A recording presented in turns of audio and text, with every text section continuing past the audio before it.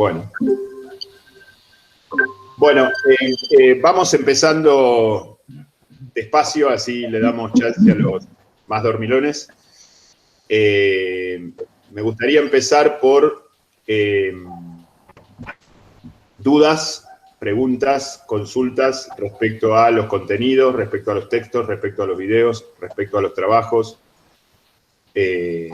respecto a alguna puntual devolución que le he hecho a alguno, o a los foros, o a lo que consideren.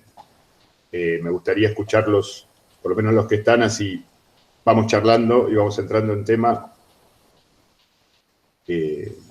hasta que lleguen los demás compañeros. Le damos chance de que estén todos.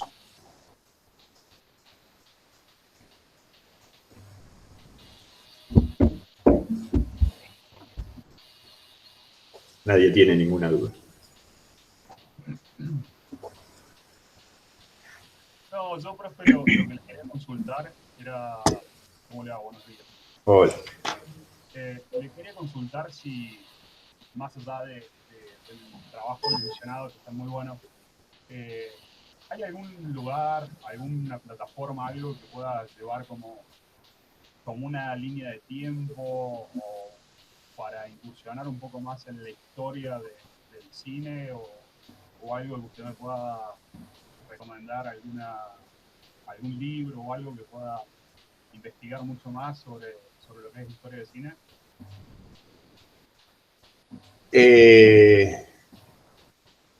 Sí, digamos, libros hay muchos. Buenos, desde mi punto de vista, pocos, porque son muy aburridos los libros de historia del cine.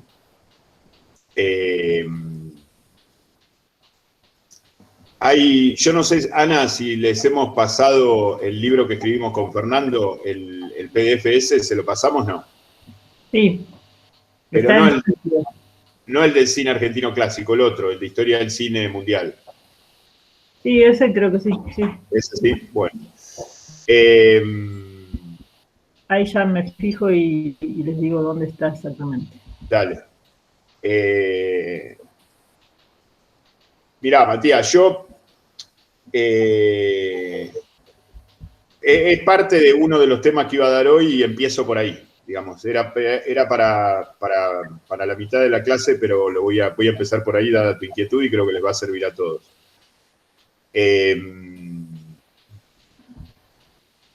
La historia en general, yo doy clases de historia del cine, del arte y demás.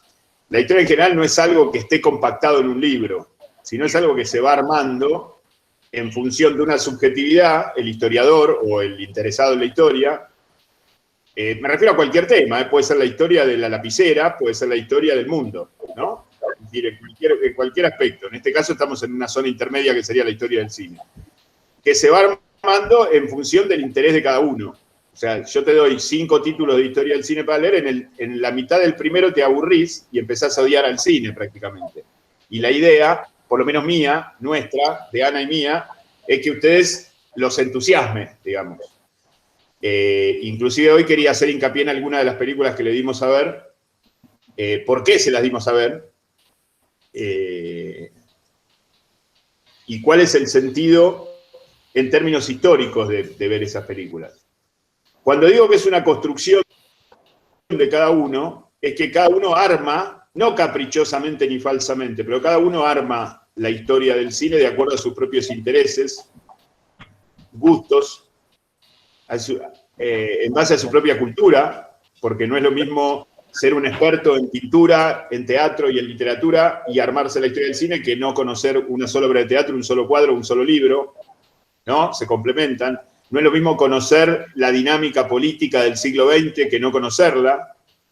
Entonces, es como un gran rompecabezas que uno tiene que ir armando, y que no es que uno tiene que ir armando, acá me salgo un poco de lo técnico específico de la labor de ustedes en el futuro cuando sean cineastas, productores, guionistas, fotógrafos o cualquier actividad, sino que uno tiene que ir armando porque es la cultura de cada uno.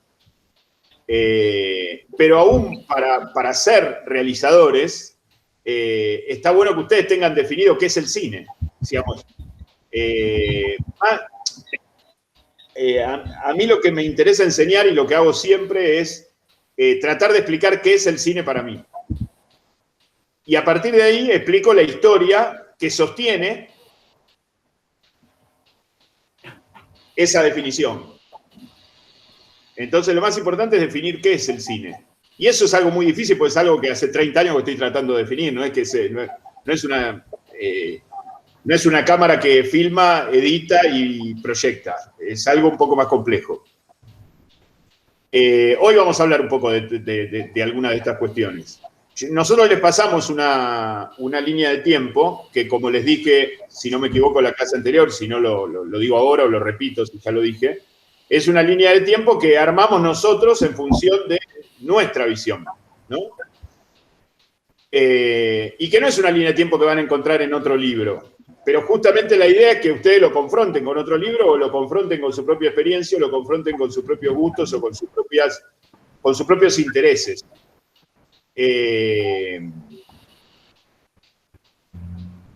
Hay tanto del cine argentino como del cine mundial, hay varias historias que puedo recomendarles en términos de libro. El problema es que el libro, y esto me ha pasado a mí, porque uno de los motivos por los cuales me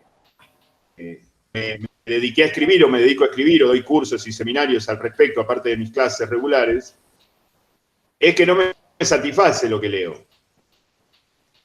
Pero no me satisface, perdón, no me satisface porque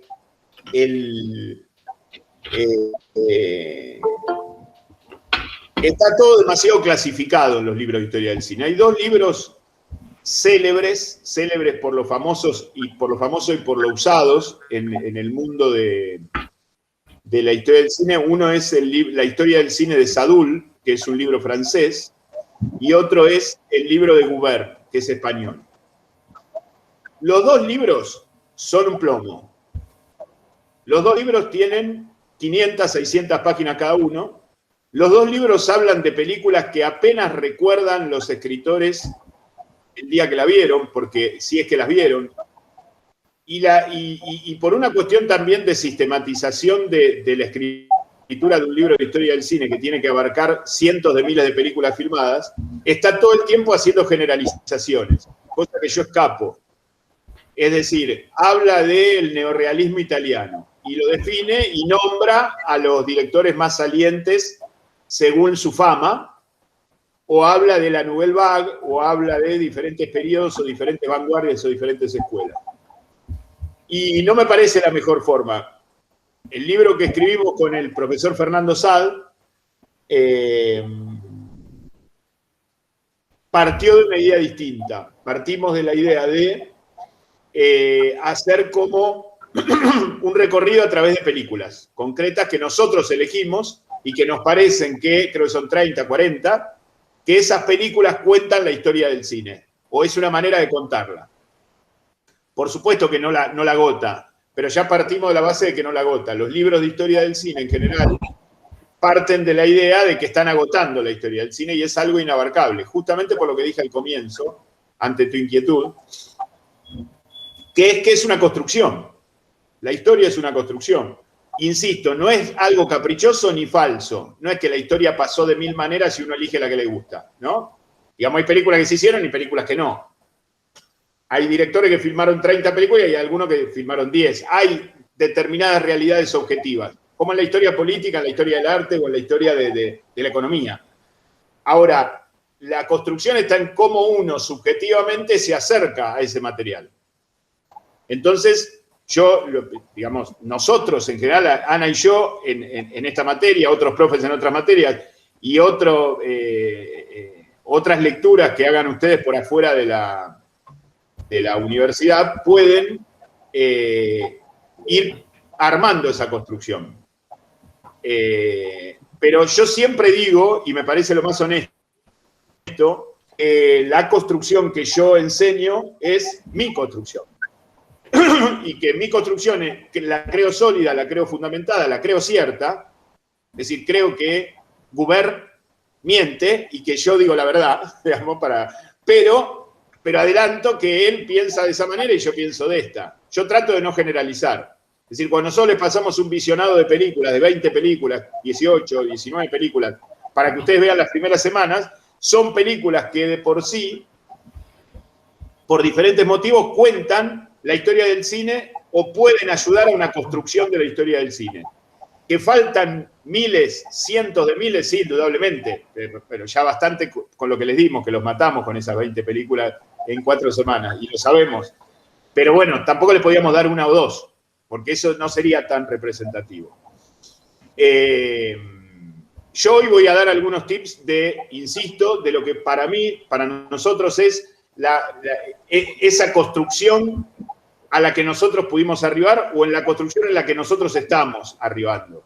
O la construcción que nosotros estamos construyendo, valga la redundancia, para que ustedes desde ahí puedan discutir con esta posición, pensar, cambiarle lo que crean que tenga que cambiarle, agregarle lo que le tengan que agregar o sacarle lo que haya que sacar.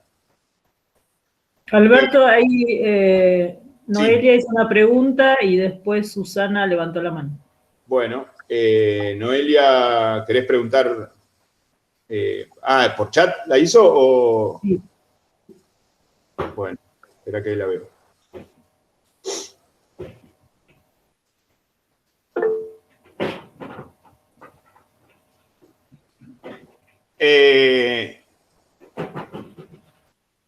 Heurísticos debe querer decir, ¿no? Sí. Porque, bien.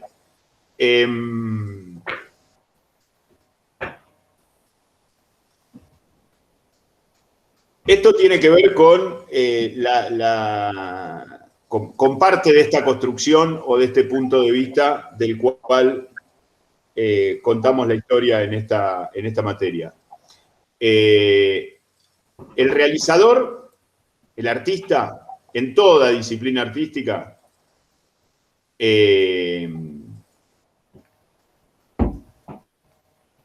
construye, hace. El artista hace. Griffith inventa el cine.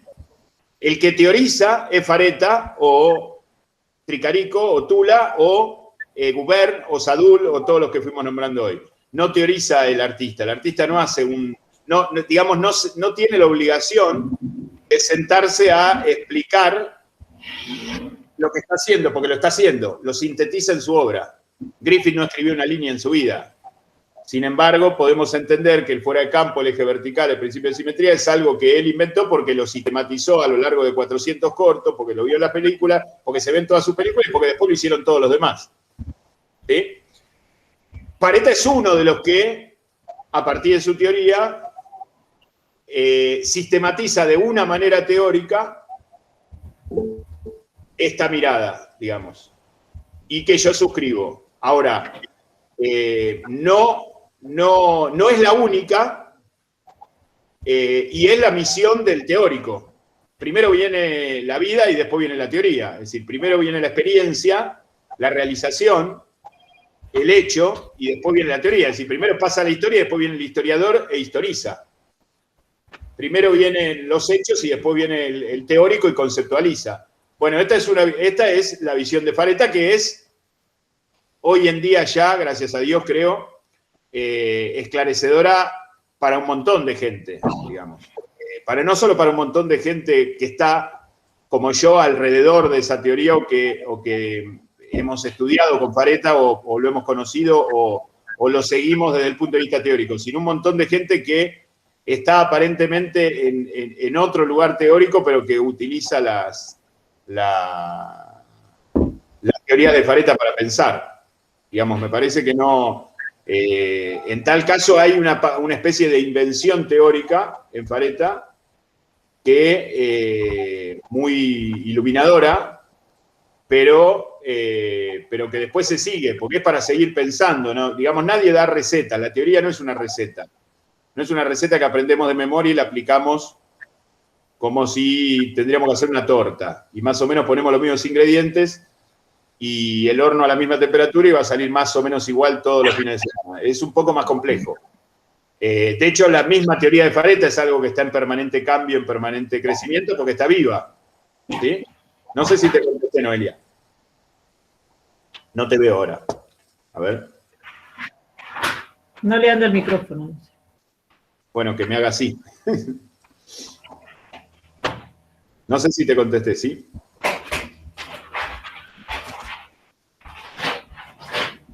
Bueno.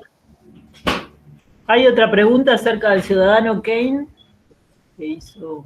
A ver, me fijo con el chat. Bueno. ¿Qué hace Damián?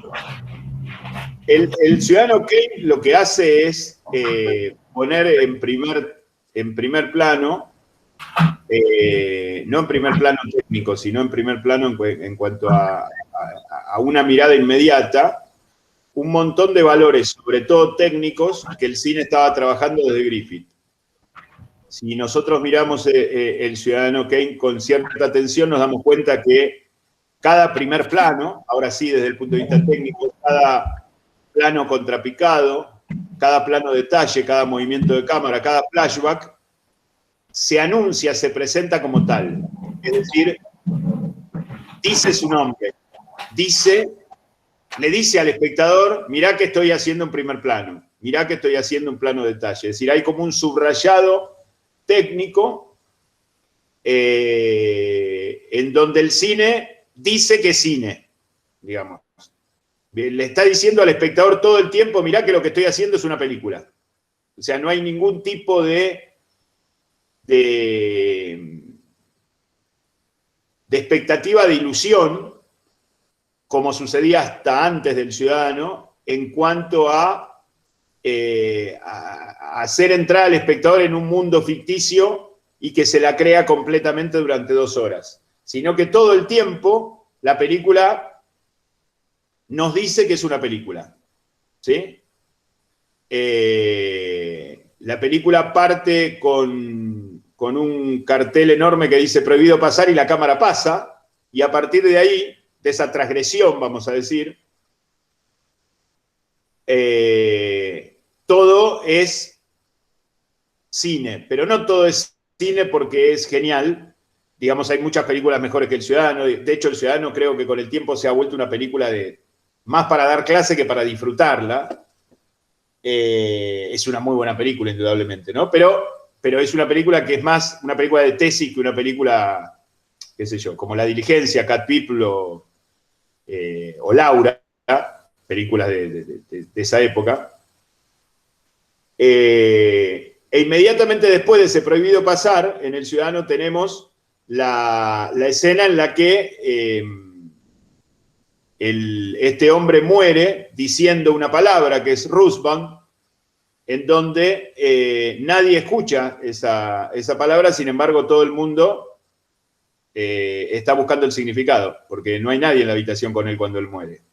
Y a partir de ahí hay toda una búsqueda de un grupo de periodistas que arranca con un documental ficcionalizado, falso, sobre la vida supuestamente real de este ciudadano, de este periodista, de este magnate de medios, millonario, para finalmente abandonar la búsqueda. Es decir, esto es totalmente, si se quiere, anticinematográfico, es decir, el héroe está buscando algo y no abandona la búsqueda, en general lo encuentra o no lo encuentra, fracasa o tiene éxito, pero los periodistas abandonan la búsqueda y después que abandonan la búsqueda se nos dice a nosotros, los espectadores, casi como un secreto a voces, pero privado, o sea, dejando a los personajes afuera, se nos dice a nosotros la verdad. Esto es como una primera señal, un primer inicio, un esbozo de lo que después va a ser la autoconciencia. Es decir, el cine nombrándose a sí mismo, el cine diciendo que es cine. El cine cacheteándonos prácticamente, escena tras escena, diciéndonos, mirá que esto que estás viendo es una película. No es ficción, no es entretenimiento, no es una tontería, no es un pasatiempo, sino que es algo serio, que yo te quiero decir algo, yo artista te quiero decir algo a vos, espectador, independientemente de los personajes y de determinadas formalidades técnicas que voy a aplicar en el recorrido. Esto es un poco el sentido, sintéticamente, del ciudadano Kane. ¿Sí? Había alguien que había levantado la mano, me habías dicho, Ana, perdóname, no me acuerdo quién era, que quería preguntar. Susana. Susana, adelante. Ahora después, Matías, seguimos con lo tuyo, con algunos temas que tenía pensado a partir de más puramente históricos. Susana, adelante.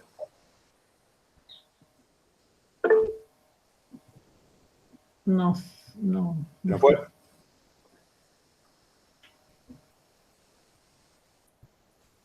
No está. Bueno, después cualquier cosa la retomamos. Habíamos dicho en la charla anterior, hace unos cuantos miércoles, y por supuesto lo vieron en los textos y en los videos, que el cine nace con Griffith a partir de una modificación sustancial que le hace al cinematógrafo. Esto es una manera de seguir, o es una manera de construir, o ir construyendo una historia del cine, siguiendo estos tres elementos: el fuera de campo, el principio de simetría y el eje vertical, que lo explicábamos, lo dimos a leer y estuve viendo algunos de los trabajos que hicieron ustedes en el foro, y más o menos está entendido. El tema es aplicarlo, porque la definición es para cumplir con la materia, el tema es aplicarlo. Si uno lo aplica, ya tiene un puntapié como para empezar a construir una historia del cine a partir de lo que ve. Entonces las películas no se le vuelven una mezcolanza de un montón de material y de una cosa infinita que uno no puede ordenar, sino que lo puede ordenar en función de eso. Es decir, aquellas películas que trabajan más o menos el fuera de campo, aquellas películas que trabajan el principio de simetría y aquellas películas que tienen o no tienen eje vertical. Eso ya no es poco. Después yo había hablado de tres elementos ya más temáticos o temático-narrativos que introduce Griffith y que el cine va a seguir de una manera contundente, sobre todo a partir del Hollywood clásico a finales de los 20, que es el tema mítico, trágico. Ahora me extiendo un poco más en esta cuestión, porque esto sí es fundamental y esto se puede ver y rastrear hasta las series de Netflix, para bien o para mal, ¿no? No estoy halagando per se las series de Netflix. La figura del héroe y el lugar de la mujer, que son tres cosas que en 1908 Griffith comienza a introducir y corona en sus dos grandes largometrajes, que son El nacimiento de una nación del 15 y Intolerancia del 16. Estos tres temas, de los cuales recuerdo haber hablado algo la charla pasada, voy a refrescar un poco, me parecen fundamentales porque no son tan técnicos o tan claramente advertibles en términos de imagen como los otros tres, ¿no? Como el fuera de campo, el principio de simetría y el eje vertical. La cuestión mítico-trágica tiene que ver con primero con el concepto de trágico. El concepto de trágico que está tan manoseado, entre otras cosas por no leer a los clásicos, o por no leer las tragedias clásicas. Tragedia es el límite de la experiencia humana, el límite del ser humano. Es decir, vivimos una vida trágica, queramos o no, sepamos o no, nos guste o no, porque nos morimos, porque tenemos limitaciones, porque no podemos hacer todo lo que queremos cuando queremos.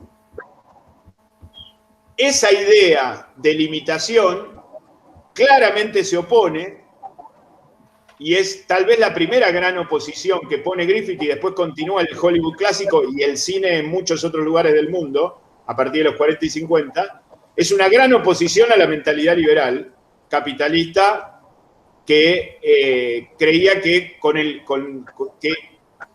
que vivimos en un mundo, sobre todo el siglo XIX, pero también en el XX, y me temo que en el XXI, vivimos en un mundo de permanente progreso. Y que si crecemos y producimos más y la tecnología avanza, y crecemos y crecemos y crecemos, un día vamos a ser todos felices. ¿Sí? Y lo trágico pone un límite. Y la mentalidad liberal se opone a ese límite porque si no, no puede producir. y hacer consumir ilimitadamente a la gente. Digamos, pues la teoría de la obsolescencia, es decir, de los productos que se producen para que perezcan y después se produzcan productos nuevos, que los electrodomésticos que cada vez duran menos, o los celulares que cada vez hay que cambiarlos con más frecuencia. Esto es una política que tiene que ver con negar conceptualmente, filosóficamente, lo trágico. Porque si uno niega la limitación, pone un freno conceptual, teórico, filosófico, a esta idea de progreso indefinido. ¿Sí? Y esto es más difícil de ver, pero esto está en el cine ya de Griffith. Digamos, si recordamos los cortos que vieron de Griffith al principio de la cursada, en el Only Villa,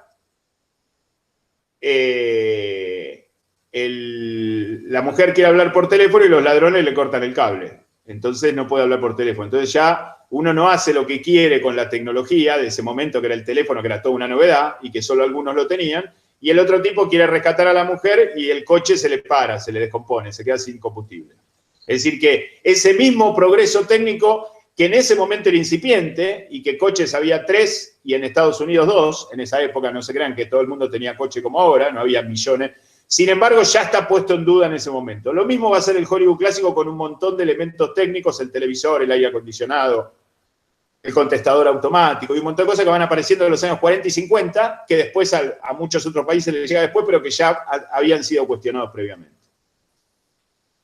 En el Correring Huet, el magnate del trigo, el otro corto de Griffith, este tipo que se está volviendo cada vez más millonario, y en donde la película plantea esta idea del progreso indefinido a costa de los pobres, es decir, para que alguien se enriquezca ilimitadamente tiene que haber alguien que sufra ilimitadamente también, se pone en cuestión cuando este tipo se pega un resbalón ahí en el silo, en el agujero del trigo y se cae y se muere. Así de simple, digamos, eje vertical de por medio. Es decir, el elemento trágico es poner limitaciones a las acciones humanas. No por un capricho de Griffith o mío, o de la profe Ana, o de Fareta, o de tal o cual director, sino porque es así. Y porque es una de las falacias de la mentalidad capitalista liberal. Es decir, esta idea del progreso indefinido, de que siempre vamos a un lugar mejor y que cuanto más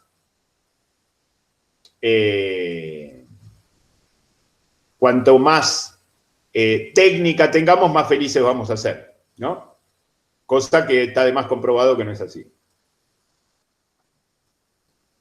El segundo elemento, oponiéndose a esa misma mentalidad, pónganse en contexto 1908, 1910, donde no se había puesto en duda durante 100 años esta mentalidad, o por lo menos no se había puesto en duda de manera masiva, porque lo que tiene el cine, y ya desde Griffith, es que en cientos de lugares, millones de personas miran estas películas.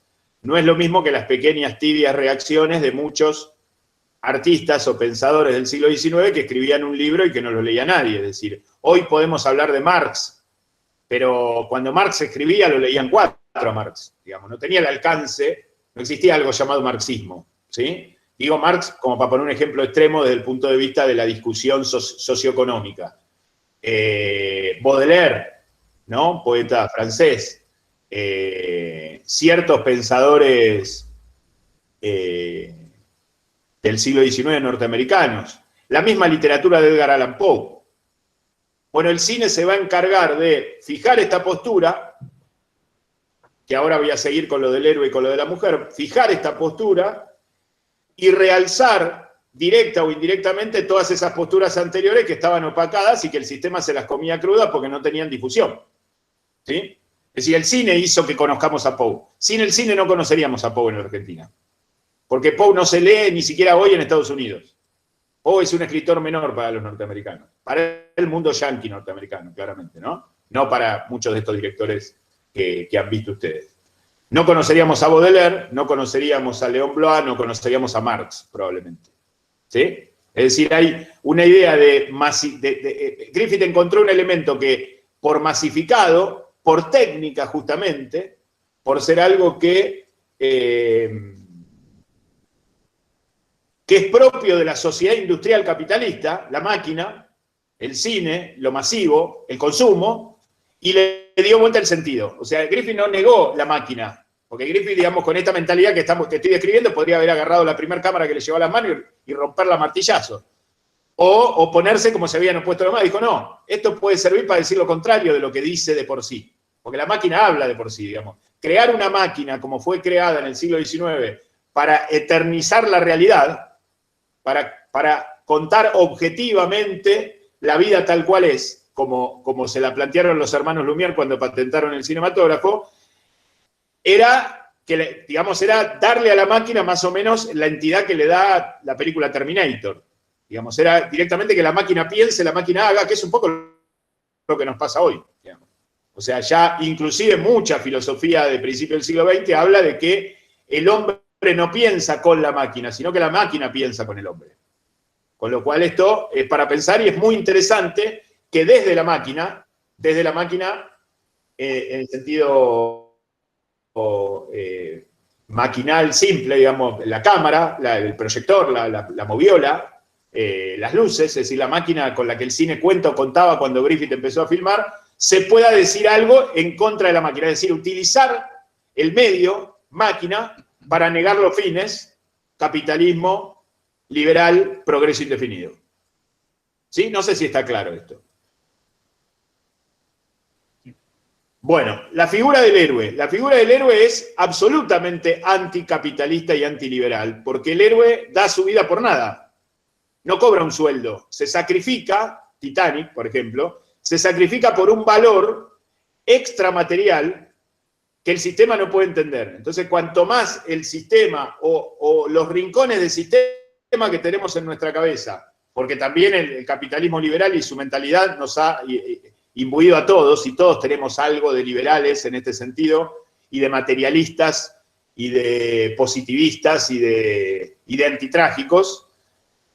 Una película como Titanic nos limpia y nos da y nos pone en una situación en donde o lo vemos como un boludo que se sacrifica por nada, o sea, encuentra el amor de su vida y se sacrifica a los 15 minutos de haberlo encontrado, porque la historia de Jackie Rose dura unas cuantas horas, o lo vemos como un héroe. ¿Qué es un héroe? Un héroe es aquel que se sacrifica por otro o por otros, que se sacrifica por una comunidad. Esto lo vemos en el western, está claro en La Diligencia, lo que hace Ringo en La Diligencia, cuando se arroja a los caballos desbocados y ordena ese micromundo, sin ningún tipo de recompensa, al menos material.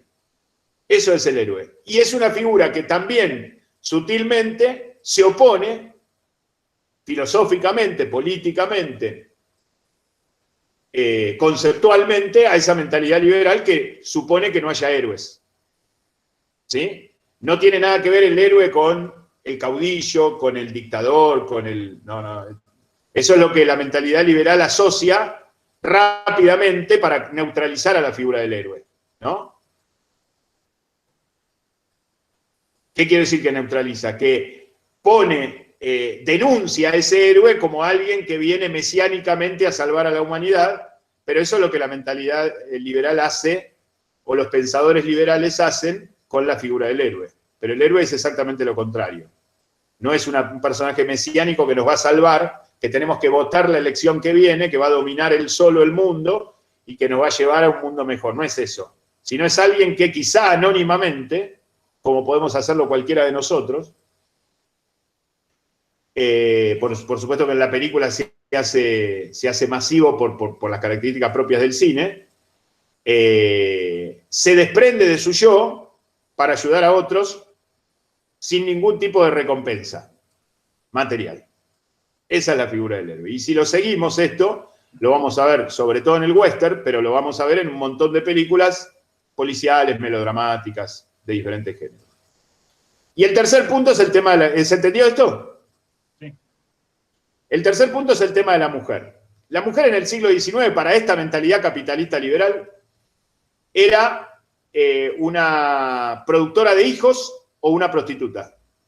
Esto es para el sistema liberal, sobre todo en una fase preindustrial o nacientemente industrial, donde se necesitaban muchos hijos en lo posible varones que sean proletarios y que trabajen en las minas, en los telares, en las pequeñas fábricas, etcétera, etcétera, etcétera.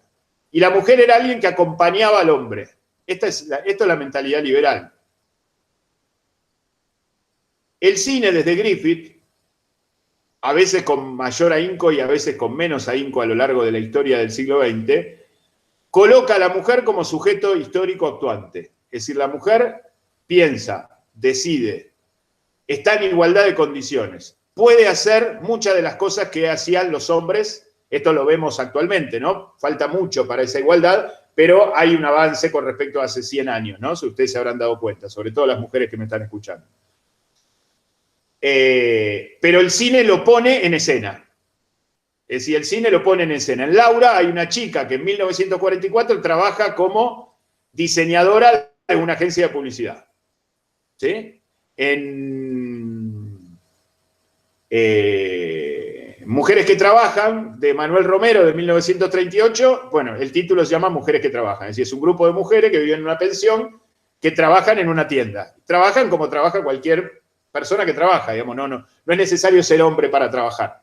¿Sí? Más allá de las responsabilidades que cada uno individualmente adquiera, maternidad, paternidad, hacerse cargo de sus padres, hacerse cargo de sus hermanos, más allá de las particularidades de cada uno, el sujeto histórico mujer aparece con el cine. Esto no quiere decir que antes del cine no había habido intentos, manifestaciones y voces en favor de esto, pero estaban acalladas por el mismo sistema como pasaba con la cuestión trágica. El cine le da voz porque le da masividad. Digamos, al estrenarse una película de Griffith en 1916, 1918, a las 2 semanas, a las 3 semanas, a las 5 semanas, había millones de personas en el mundo que la habían visto. No es lo mismo que un libro de X autor en 1880, que no lo leía nadie. ¿Sí? Y lo interesante, repito, también con respecto a este tema, como en la cuestión heroica, como en la cuestión trágica, es que el cine ha realzado muchas de esas voces que estaban acalladas por el sistema, por minoritarias, por disminuidas, por falta de masividad, y las ha puesto en primer plano, digamos. No conoceríamos a Poe sin el cine, no conoceríamos a un montón de autores, no conoceríamos a un montón de pintores. Ahora voy a hablar un poquito del estado del arte cuando Griffith hace el cine también, porque es otro tema, pero no conoceríamos un montón de lo que era el arte, el pensamiento, la filosofía, si el cine no hubiera masificado determinadas ideas que nos lleven a pensar algo que ya se venía pensando de antes. ¿Cuál era el estado del arte hacia 1908? Era algo absolutamente elitista. Es decir, los cuadros y las esculturas estaban en los museos, museos a los que accedían sectores muy minoritarios de la sociedad.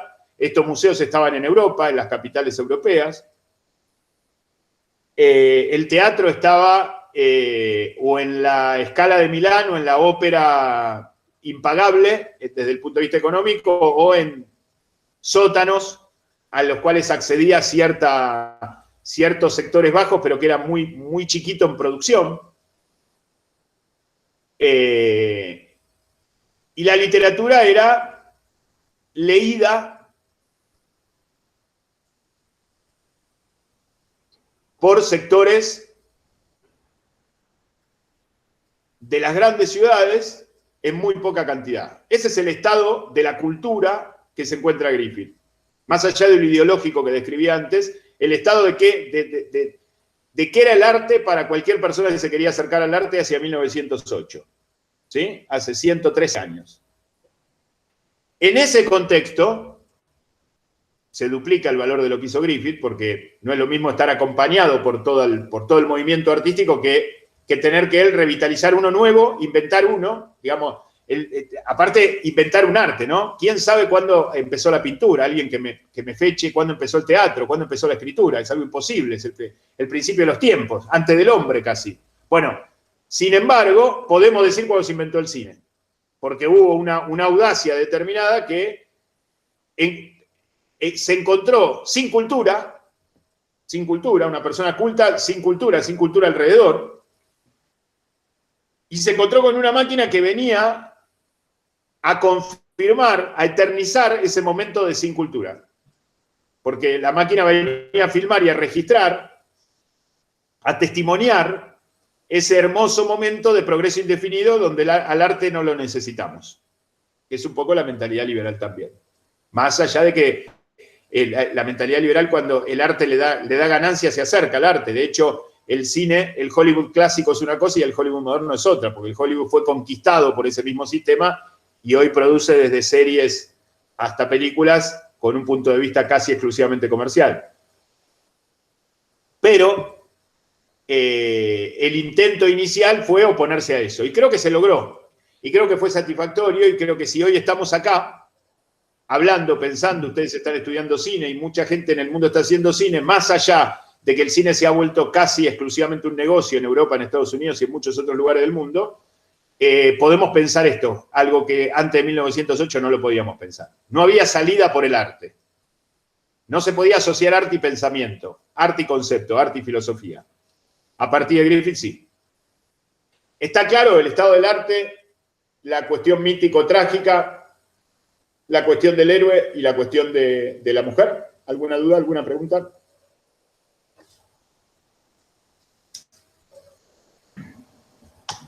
Y que, Alberto, se me ocurre, Dale. porque así como vos explicás que algunas posiciones o ideas dentro de la sociedad, como el de la mujer, se reivindicaban o cambiaban de lugar por la masividad del cine, también había otras cuestiones que quizás no eran tan positivas. Por ejemplo, no es que solamente se reivindicó el lugar de la mujer, a veces se acentuaba la posición de objeto de la mujer.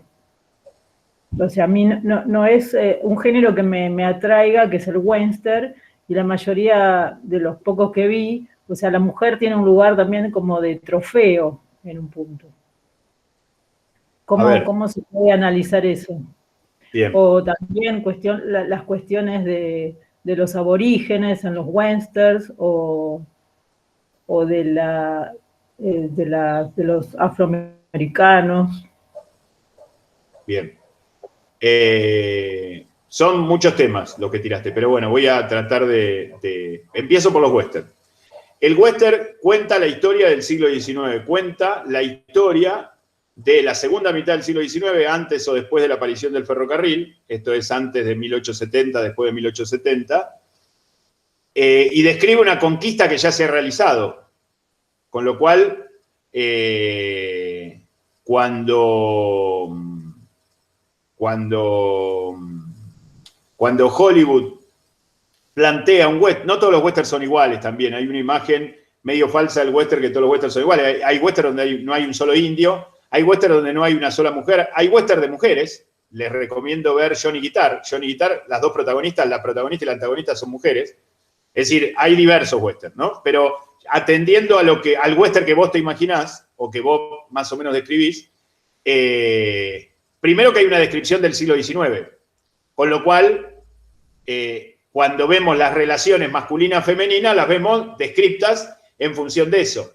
Si entendemos determinados valores que tiene el héroe, sobre todo el héroe masculino protagonista, a veces dos, a veces tres, entendemos que hacen todo lo que pueden hacer en función de lo que podemos pensar en el siglo XX, ¿no? Supongamos una película digamos, vamos a La Diligencia. Digamos, en La Diligencia, claramente, si lo miramos hoy, hay cierta actitud machista en el protagonista. Pero ojo que es el único que defiende a la prostituta cuando no le quieren convidar de la cantimplora. Es decir, la defiende en su condición de mujer y en su condición de prostituta. Es decir, la iguala, dice, no, ella es un ser humano también. Pero cuando dice es un ser humano, dice las dos cosas. Una mujer es un ser humano, pero aparte una prostituta también es un ser humano. Cuando el banquero dice, no, yo no tomo de ahí. ¿Quién es el banquero? El representante de ese mundo del este norteamericano, ¿no? De Nueva York, Washington, el representante de esa mentalidad liberal. Digamos. Esto con respecto al tema de la mujer. Después, cada vez que la mujer aparece en otro género como objeto es críticamente. Puede haber excepciones, no estoy generalizando al 100%, pero, digamos, por supuesto que una de las maneras de poner en evidencia que la mujer, el sistema la trata como objeto, es ponerla como objeto y que la película juzgue esa objetivación. Digamos, no es que la mujer tiene que ser, todas las mujeres de las películas tienen que ser Eva Perón, no sé, o Simone Weil, o Willa Cather, o no sé, o Juana de Arco, porque no se puede, digamos, también contar la realidad, si uno aplica un punto de vista determinado y fija su posición frente a esa injusticia, digamos, es válido. Ahora, insisto, el western cuenta la historia del siglo XIX y cuenta la conquista, una conquista ya consumada. Entonces no indaga, che, cómo nos equivocamos acá matando a los indios, porque ya los habían matado, no tenía sentido. En tal caso busca determinados recursos míticos que se pueden encontrar, heroicos y cobardes también, que se pueden encontrar dentro de su universo ficcional que está basado en hechos históricos más o menos concretos que acontecieron en la segunda mitad del siglo XIX. Si la conquista ya se había producido y el haber arrasado contra esas tierras ya se había consumido. Ya se había consumado, mejor dicho. Es decir, no hay mucho para discutir ahí. Porque aparte, y esto un poco nos pasa a nosotros en otros campos, nosotros somos lo que somos. Es decir, ¿qué se pregunta John Ford en La Diligencia? Se pregunta cómo llegamos a este lugar, es decir, qué pasos dimos para tener lo que tenemos, para ser lo que somos. Pero se piensa como un irlandés, no se piensa como un piel roja. Y me parece lógico. Ahora, no podemos acusar a John Ford de que sea irrespetuoso con los indios, digamos. Los indios, los apaches son, a su manera, héroes que miran el mundo desde otro lugar. No es una postura anti-indígena la que tiene el western. Es una postura liberal, libresca, que nos quiere hacer creer que el western es anti-indígena, pero no es anti-indígena. Lo que sí, claramente, los que hacen los westerns no son los indios, sino que los indios filmen western y vemos cómo lo cuentan ellos. De hecho, John Ford se tomó el trabajo, les recomiendo esta película, El ocaso de los Cheyennes, una película del año 64, una película crepuscular de Ford, 2 años antes de morir, que cuenta la conquista del oeste desde el punto de vista de los Cheyennes. Directamente la cuenta desde ahí. Es decir, como ejercicio de estilo lo hizo.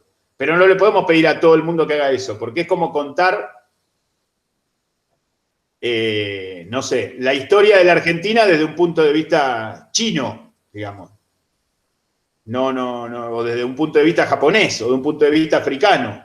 Con respecto a lo afroamericano, hay un problema en Estados Unidos, bueno, en general, un problema del capitalismo liberal, porque esto explotó mucho en el siglo XIX, por más que hubo esclavos desde el principio de la humanidad, y de alguna manera lo va a seguir habiendo, y si miramos bien, el capitalismo liberal es otra forma de esclavitud. Hay un problema que arrastra a Estados Unidos más allá del cine, que es la esclavitud negra. Lo arrastra hoy, un problema que tuvo Trump hace un año, que va a tener Biden dentro de 15 minutos, y que tienen todos los presidentes, aunque sean negros, o medio negros, como le pasó a Obama. Digamos, un problema que arrastra el capitalismo liberal porque es el capitalismo liberal quien, en términos modernos, en los últimos 500 años, Inglaterra, Estados Unidos, Holanda y algún otro país más del norte de Europa, se dedicaron a traficar esclavos. Entonces cargan con eso, pero no que cargan con la culpa, porque eso hay que decir, por ahí que el tiempo puede lavarla, sino que las condiciones en las que trataron al afroamericano en esos países es de objeto. Y de alguna manera lo siguió siendo, porque cuando se liberó la esclavitud pasaron a ser mano de obra barata discriminada. O se creen que cuando se liberó la esclavitud en Estados Unidos todos los negros entraban a trabajar a la fábrica en las mismas condiciones que los blancos, con el mismo sueldo y con las mismas oportunidades. Recién hoy,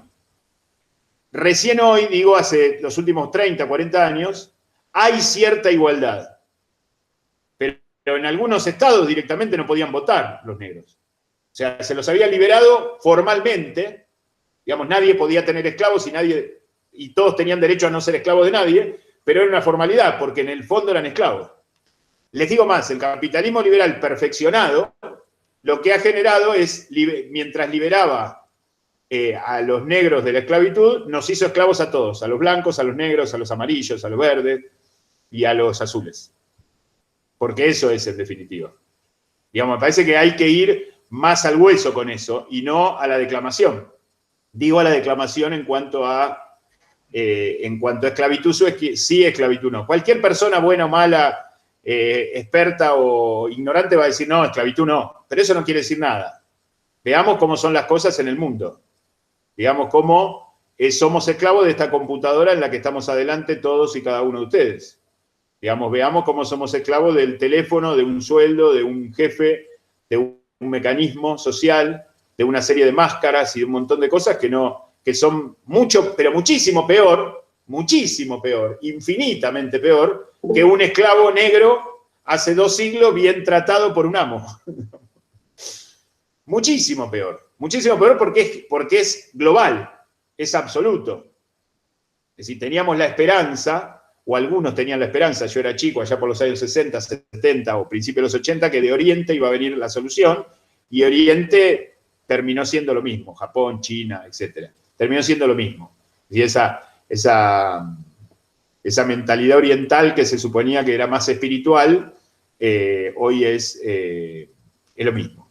Digamos, o sea, está tiranizando de la misma manera.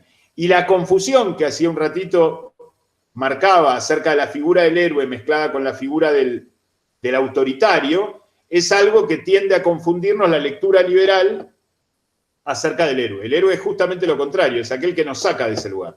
Rose dice en su recuerdo de viejita, él me salvó de todas las maneras posibles, porque básicamente la salvó de ser una feminista liberal a la violeta, es decir, una feminista que solamente se quejaba, pero que sus verdaderas condiciones iban a ser de opresión.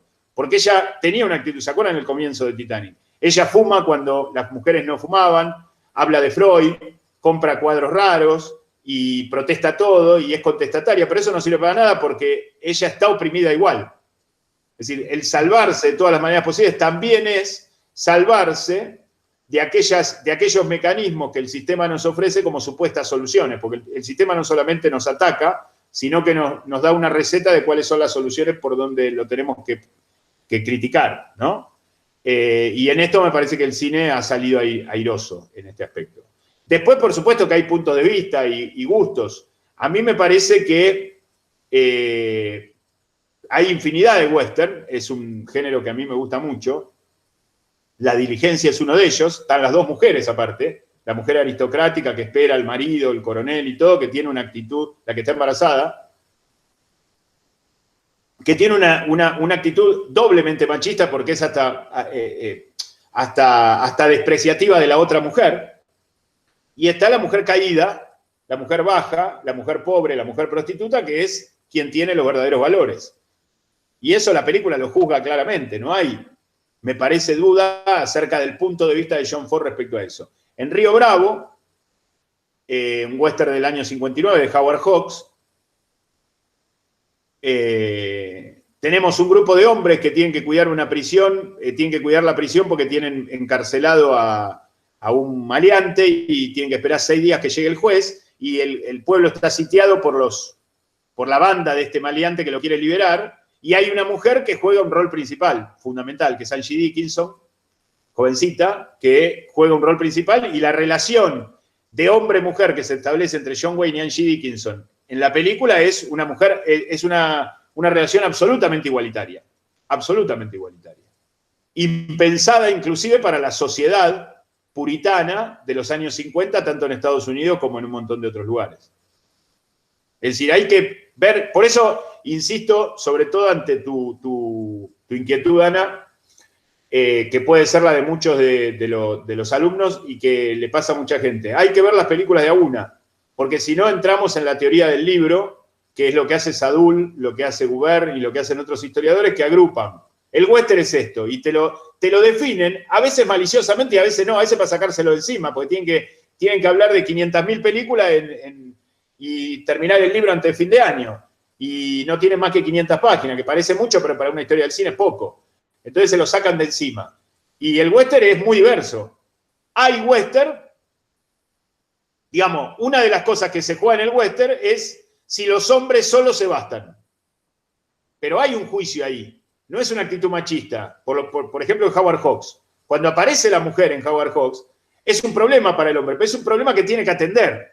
No es que es un problema porque la mujer es un problema, sino que es un problema que tiene que atender y que tiene que responder a eso, porque la mujer le da otra mirada que el hombre no tiene. Es más la descripción de la carencia del hombre que de la rareza de la mujer. Pero bueno, hay que mirarlo con esos ojos también. Hay que intentar mirarlo con esos ojos y hay que distinguir que no es lo mismo Anthony Mann, John Ford, Robert Aldrich, Howard Hawks, que Ruth Buttigier, que otros directores que tocaron el western de casualidad y fueron al esquema, y repitieron un esquema de duelo, o de pelea con el indio, o de supuestas lealtades lavadas, digamos. Hay western también tibios, indudablemente que lo hay, como hay melodramas tibios, como hay policiales tibios, como hay comedias musicales tibias. Pero me parece que hay una...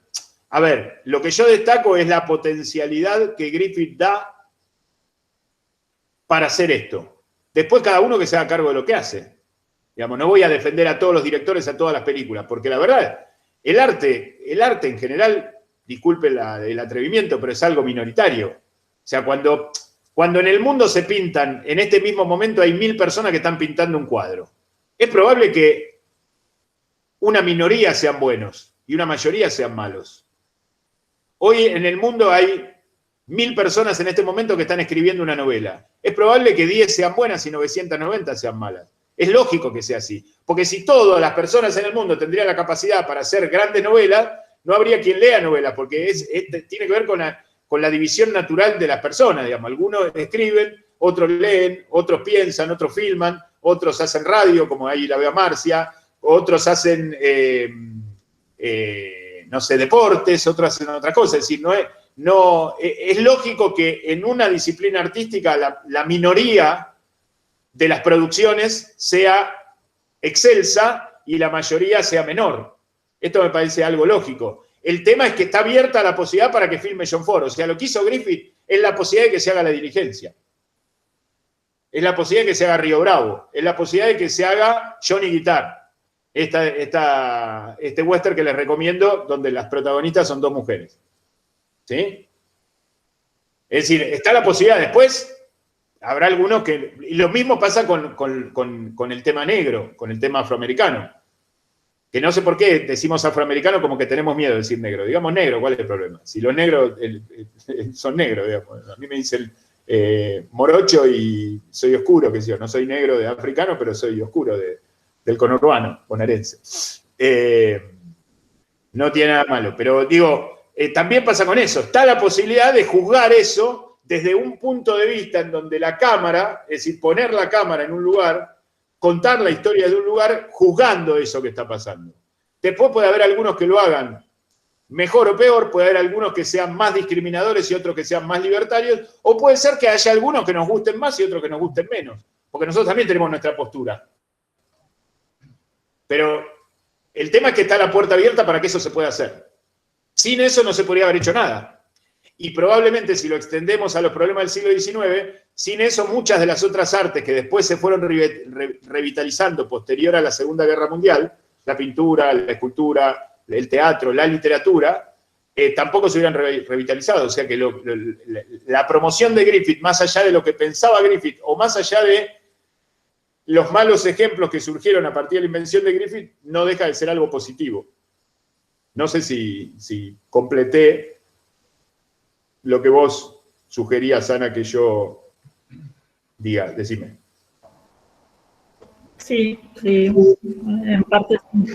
Pero también hay que tomar en cuenta de que enseguidita se dieron cuenta, o sea, eso mismo que en muchos directores como que hicieron el costadito para poder criticar o mostrar su mirada en contra del sistema.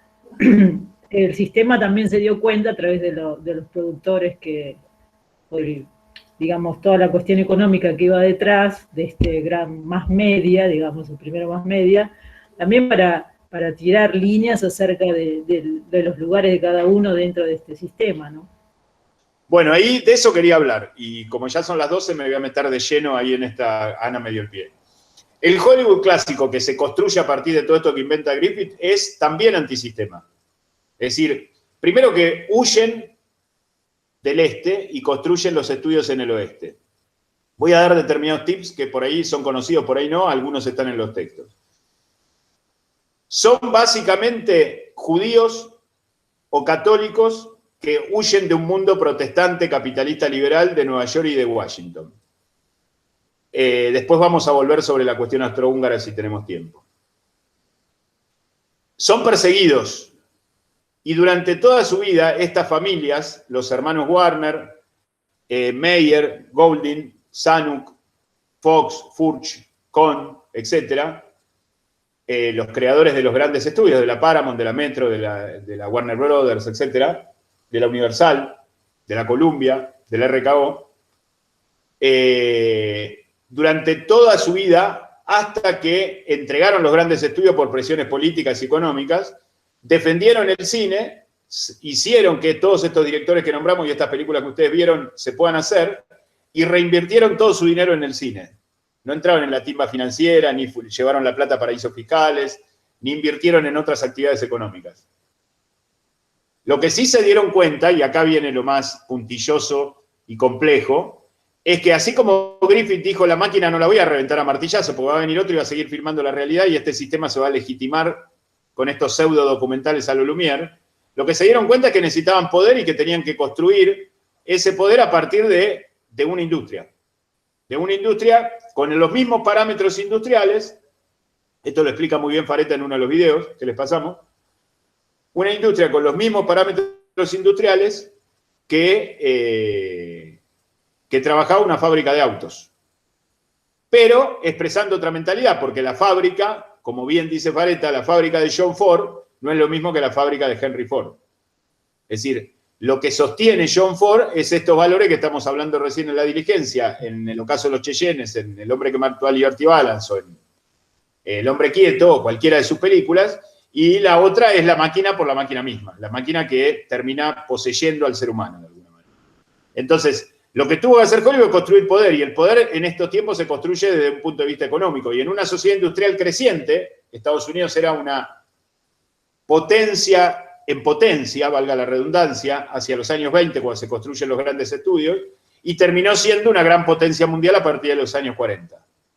Y hoy es la primer potencia mundial desde la caída del muro de Berlín, ¿sí? Más allá de sus disputas con China, con Rusia, con la Unión Europea, con Latinoamérica, etc., ¿sí? Entonces, en ese contexto, la única manera que tenían los grandes estudios era construir ese poder a través de la plata, a través de una industrialización y a través de una fábrica.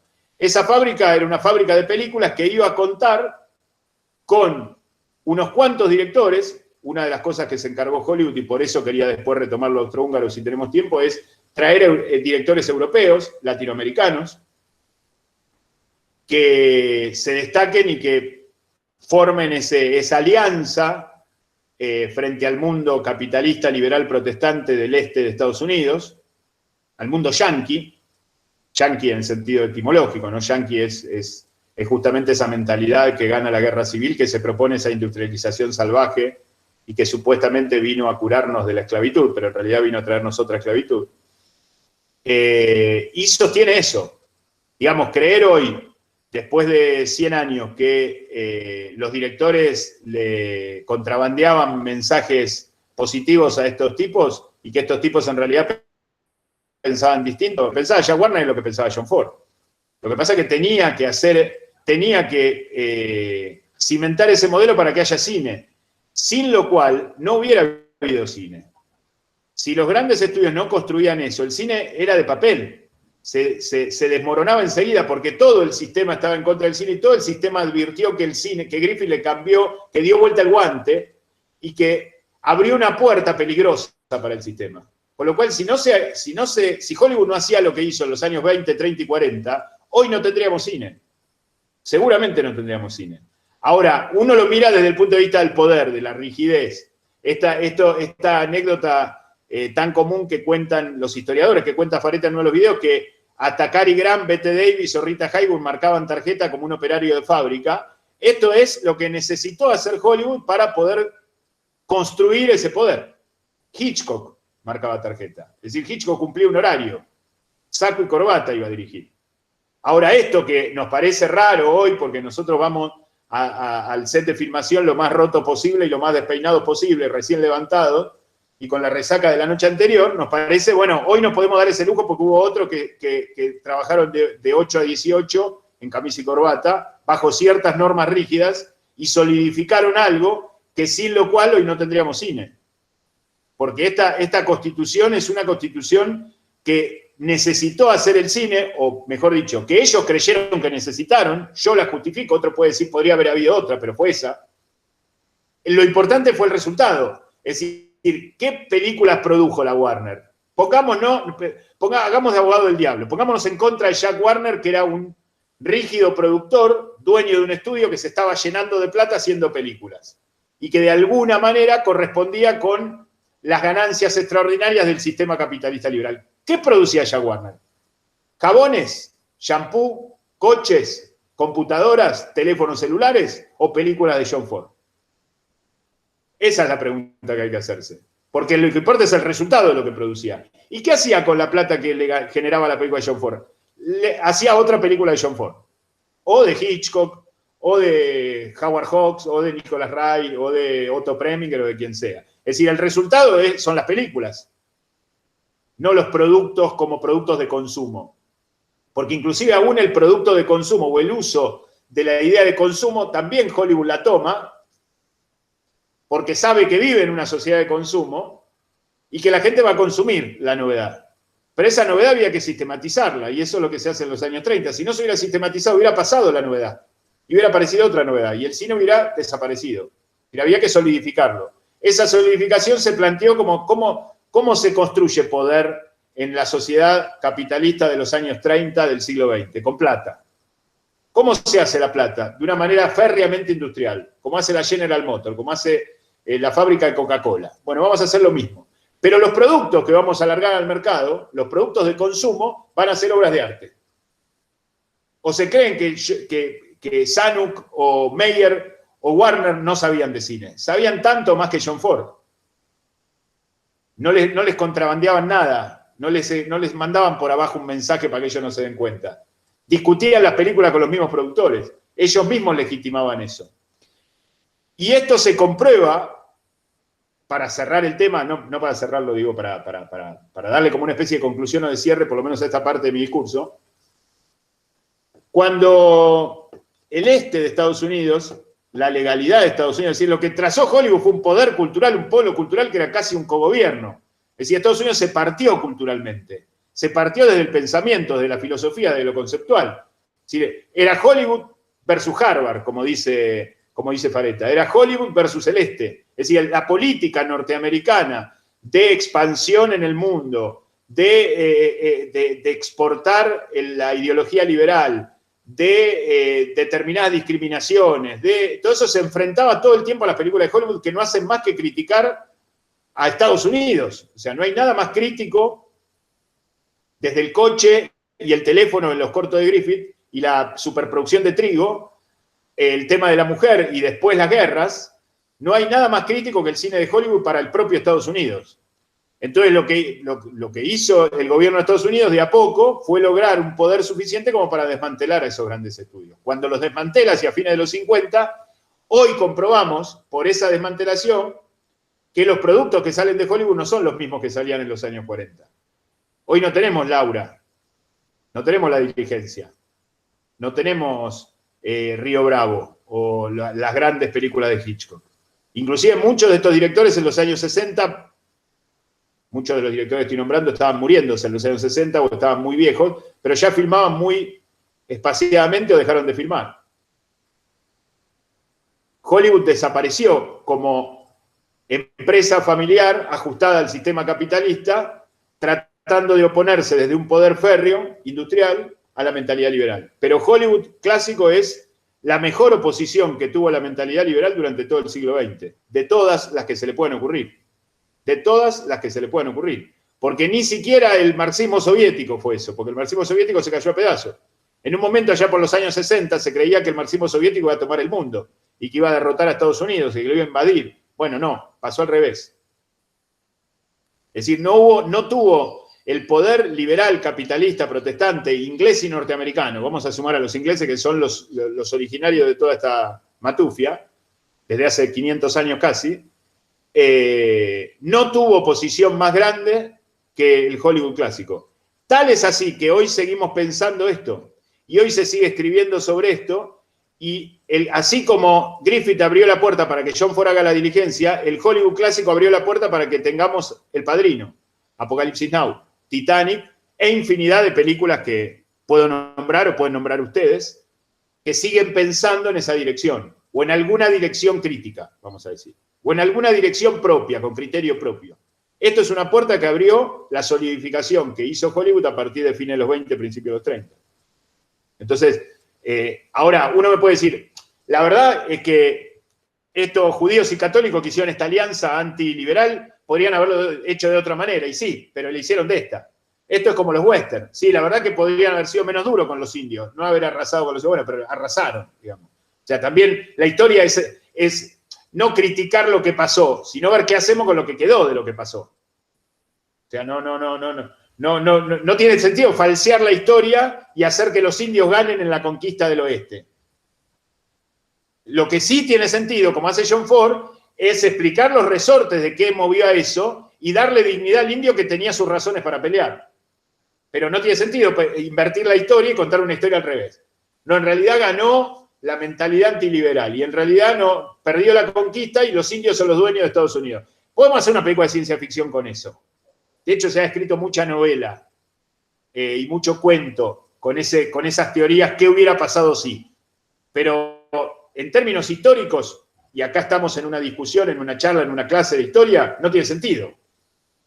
Es decir, la historia la pensamos en función de lo que pasó. Después podemos tener diferentes opiniones. Esto estuvo bien, esto estuvo mal, esto me hubiera gustado que...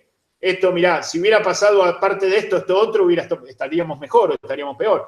Pero en realidad es lo que pasó. No tiene ningún sentido contar la historia al revés. Podemos cambiar el punto de vista, como hace John Ford en el caso de Los Cheyennes, película que recomiendo, y que solo una mente genial como John Ford a los 70 y pico de años se le podía ocurrir. Porque era algo que el western jamás sabía. El western podía tratar mejor o peor al indio, podía descartar al indio. Hay western donde no hay indios, en Río Bravo no hay indios. En muchos western no hay indios, en Johnny Guitar tampoco. Pero a nadie se le había ocurrido ponerse en el punto de vista contrario. Ver cómo vivieron la conquista los otros, los que perdieron. Me parece algo absolutamente audaz y les recomiendo esa película. Ahora, es lo que fue. Hollywood es lo que fue. Y me parece lo mejor, sobre todo teniendo en cuenta que esto yo lo miro con mucha, no optimismo, porque la palabra optimismo no me gusta, pero con mucha productividad. Me parece que el cine, gracias a ese trabajo que hizo el Hollywood clásico, y creo yo, gracias a esa metodología, que otros pueden estar en desacuerdo, abrió una puerta que ya el sistema no puede cerrar, o no puede cerrar del todo. Puede opacarla, puede hacer inflacionarnos con millones de series torpes en Netflix o en las demás plataformas, en Amazon, en Disney. Puede hacer lo que quiera con eso, pero la diligencia ya está. Y la diligencia está rondando este sistemita que también inventó el sistema liberal, que es Internet, y se puede bajar de ahí, y no la pueden censurar de ahí. No la pueden censurar por otro lado porque hay miles o cientos de miles de personas que las tenemos en nuestras casas, esas películas. Que podemos tener la obra de Hitchcock completa en la mesita de luz. O sea, en eso ganó el cine, ganó la política de Hollywood. Más allá de que después fue derrotado en los hechos y tuvo que dejar de producir, tuvo que ceder los estudios y los estudios terminaron haciendo cine comercial. Pero ya está esa marca, ya se hizo La Diligencia, ya se hizo Apocalipsis Now.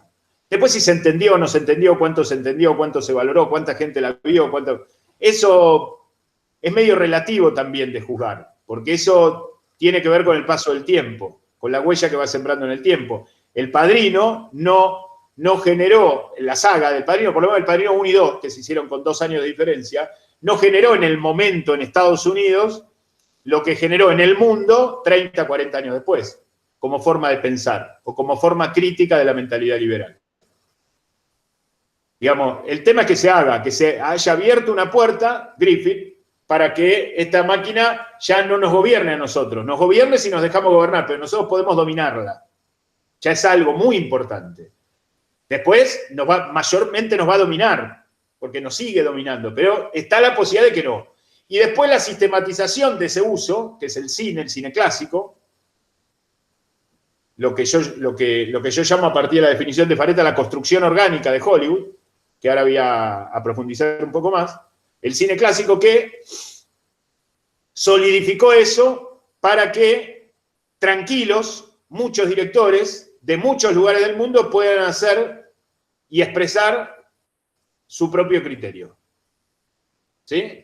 Porque sin eso, imagínense, Griffith abría la puerta, pero esto no se sistematizaba. ¿Quién iba a ordenar? Si Hollywood no hacía lo que hacía, ¿quién iba a ordenar la circulación de films mundial si es que el cine seguía existiendo porque la novedad subsistía? El sistema liberal capitalista.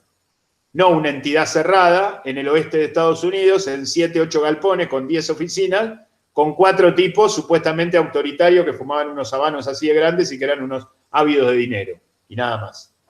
Bueno, quedó en manos de ellos, y ellos hicieron esto. O sea, cuando vemos una película de Minelli, una película de Nicolas Ray, una película de Preminger, de Mankiewicz, de Hitchcock, de John Ford, o de Raúl Walsh, estamos viendo lo que estos tipos produjeron.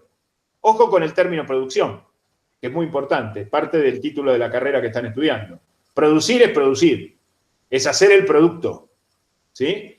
Hacer el producto tanto como producto mercancía en términos capitalistas, como producir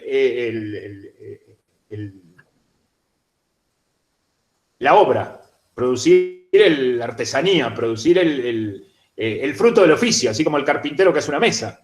El carpintero que hace una mesa está produciendo una mesa. ¿Sí? Entonces, ojo con el término producción, que es mucho más importante a veces de lo que lo estudiamos o de lo que lo conocemos. ¿Sí? Bueno, antes de abrir el juego, cierro con lo de la construcción orgánica y después, por lo menos desde el punto de vista de los contenidos, voy a detenerme, así no nos extendemos tanto. Llamamos construcción orgánica a aquellos movimientos circunscriptos a una determinada geografía o a un determinado momento histórico o ambas cosas que tienen una direccionalidad de sentido, es decir, que buscan algo, a favor o en contra, o muchas veces a favor de algo y en contra de otra cosa. Esto es, visto en retrospectiva, el Renacimiento italiano, que influyó en la historia de la humanidad, no en el arte solamente, no en la pintura o en la escultura, sino en la historia de la humanidad. Para bien o para mal, nos guste más, nos guste menos, nos guste más tal pintor o tal pensador o tal, qué sé yo, que Maquiavelo, sí, Maquiavelo no, Leonardo da Vinci sí, Piero de la Francesca no, Rafael, qué sé yo. El segundo es el barroco, que es un movimiento nacido de la contrarreforma después de la reforma protestante a finales del siglo XVI en Italia y en España, y que se desarrolla durante todo el siglo XVII y parte del XVIII. El siguiente es el romanticismo alemán, que quieras o no ha influido. El cine le debe mucho al romanticismo alemán y a las consecuencias del romanticismo alemán, digamos, a las consecuencias de la mentalidad romántica que se siguió en otros países, como Edgar Allan Poe, Mary Shelley, Blake, Novalis, Hoffman, etc. Y el cuarto y último, con las características propias de su tiempo y del arte en cuestión que manejaba, porque ninguno de los tres anteriores tenían cine, eran movimientos artísticos, políticos, de pensamiento, poéticos, ensayísticos, pero sin cine, porque no existía. La última construcción orgánica es el Hollywood clásico. Desde su creación allá por 1922, 1923, sobre todo su consolidación a principios de los 30, hasta la caída a finales de los 50, principios de los 60. ¿Qué es una construcción orgánica? Por definición es algo que se plantea una idea general, que en general nace como oposición a otra. En el caso del Renacimiento, cierto agotamiento del mundo medieval, ciertos avances técnicos y cierta diversificación de la cultura unidos al descubrimiento de América y sobre todo a la creación de la imprenta y sobre todo al descubrimiento de toda la cultura griega, que estaba perdida en Occidente desde hacía muchos siglos, a toda la cultura griega clásica. El barroco es la oposición al mundo protestante y a la reforma recién producida en los países del norte de Europa, a partir de Lutero en Alemania, y ya expandida a los países escandinavos, a Dinamarca, Holanda y a Inglaterra, todavía no a Estados Unidos. Y el romanticismo es una oposición clara a la mentalidad racionalista producida por los iluministas del siglo XIX y a la Revolución Francesa reciente. El romanticismo reacciona 5 o 6 años después de la Revolución Francesa, ¿no? Adelantándonos ya y viendo muy tempranamente que esa revolución no era una revolución popular, sino que era una revolución de la burguesía, del capitalismo liberal que tomaba definitivamente el poder, que ya lo venía insinuando desde el Renacimiento, ya los bancos, la burguesía y todo eso ya existía, pero a partir de la Revolución Francesa el capitalismo liberal iba a tomar el poder, y esto nos lo adelanta muy claramente el romanticismo alemán. ¿Y a qué se opone Hollywood? Hollywood se opone a esa mentalidad liberal ya desarrollada, a ese capitalismo liberal salvaje desarrollado, que se propone como republicano, democrático, libre, libertario, y de la libertad individual, pero que esconde una esclavitud terrible, sobre todo en el campo de las ideas, y que está basado en ese protestantismo inglés, calvinista, puritano, que tiene que ver con la explotación del ser humano, con la explotación indiscriminada de la naturaleza, que tiene que ver con la explotación y con la mala interpretación de la cultura, y que tiene que ver también con enterrar definitivamente, como lo venían haciendo y con éxito, todas las artes, la filosofía y el pensamiento durante el siglo XIX. Entonces cada construcción orgánica define un enemigo, vamos a decirlo en términos guerreros, pero es una oposición, es decir, es una mentalidad a la cual se va a oponer, y pone en juego determinados valores distintos a esa otredad, a ese enemigo, digamos. ¿Sí? En el caso del Hollywood clásico tenemos la cuestión trágica, la cuestión heroica, el lugar de la mujer, cuestiones religiosas, cuestiones metafísicas, cuestiones políticas, cuestiones sociales, depende de la película, y ya, digamos, el tema es abrir la puerta y definir bien la otredad, ¿no? Si uno define claramente a qué se opone y uno fundamenta por qué se opone a eso, rápidamente surgen los valores que sustentan esa oposición. Es decir, los valores positivos que van a estar en contra de esa mentalidad a la que nos estamos oponiendo. Una construcción orgánica es eso. Y es una construcción, y es orgánica, por todo esto que dije, pero que se manifiesta altamente en términos artísticos.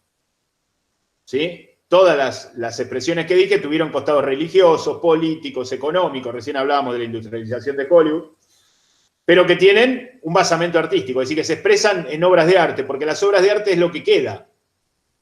¿Sí? Es decir, nosotros no leeríamos a Maquiavelo hoy, o a Tomás Moro, si no hubiera pintado Leonardo, Miguel Ángel, Rafael o Piero de la Francesca. ¿Sí? Digamos, no pensaríamos el mundo desde la política o desde la filosofía, desde lo conceptual o desde la dinámica social, si no tendríamos esas obras de arte que son como reflejo y testimonio de esa construcción orgánica. Entonces la construcción orgánica, tanto en el Renacimiento como en el Barroco, como en el Romanticismo, el sustento fundamental, y por supuesto en el Hollywood clásico, el sustento fundamental son las obras de arte. Porque, insisto, Hollywood hizo un poder en función del dinero porque era lo que había que hacer en ese momento para poder sostener, para poder acumular poder. Pero nunca descuidó el arte.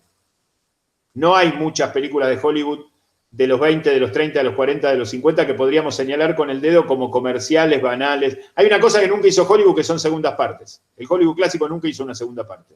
Imagínense la plata que hubiera hecho la Warner o la Paramount si hacía la segunda parte de Casablanca, o de Lo que el viento se llevó, o de Por quién doblan las campanas. Y no hizo una segunda parte, porque no estaban ávidos de dinero, estaban ávidos de arte.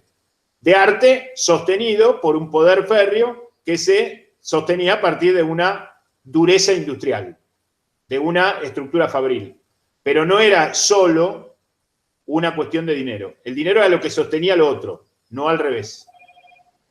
Y esto está demostrado porque en cuanto se soltó la cadena Hollywood, y Hollywood dejó de ser de estas empresas familiares y de estos austrohúngaros o hijos de austrohúngaros, empezó a hacer seriales, empezó a hacer series para televisión, empezó a hacer la 1, la 2, la 3, la 4, la 5, martes 13-2, martes 13-4, y empezó a hacer un cine que, bueno, hoy en día literalmente es una máquina quien evalúa los proyectos. Hoy se pone un guión y una propuesta estético-narrativa en una máquina y la máquina dice esta película se filma y esta película no. Así funciona el Hollywood de hoy. Así funciona la Warner o la Paramount. Digamos, no hay ni siquiera alguien que se toma el trabajo de leerlo y de entender o de entrar a quien presente un proyecto. Por otro lado, los proyectos ya los tienen todos porque es el proyecto del discurso único capitalista liberal que en realidad le dan como matices. Pero hoy todas las películas que salen del sistema son iguales en el fondo.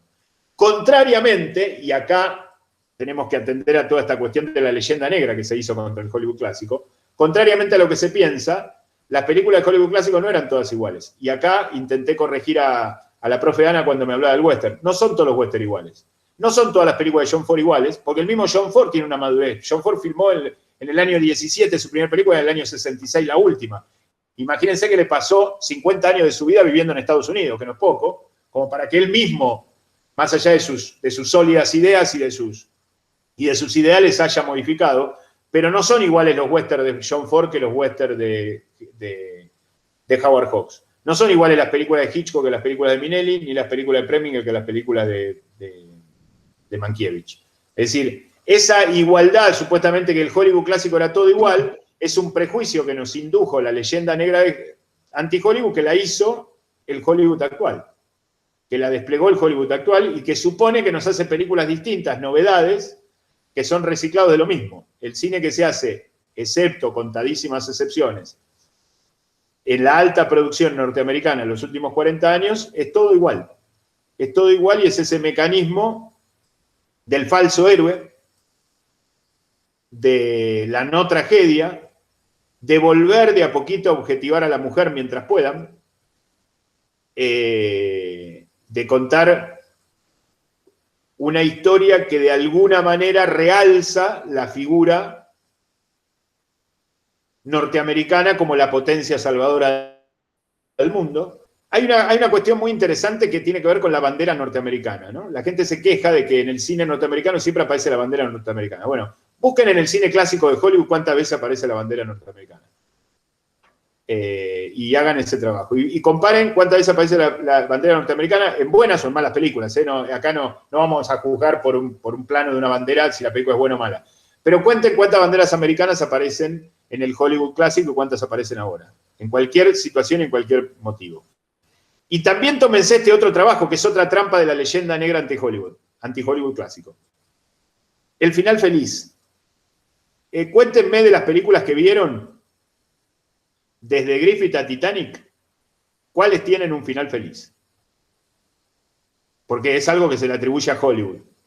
El final feliz es algo que inventó el Hollywood moderno para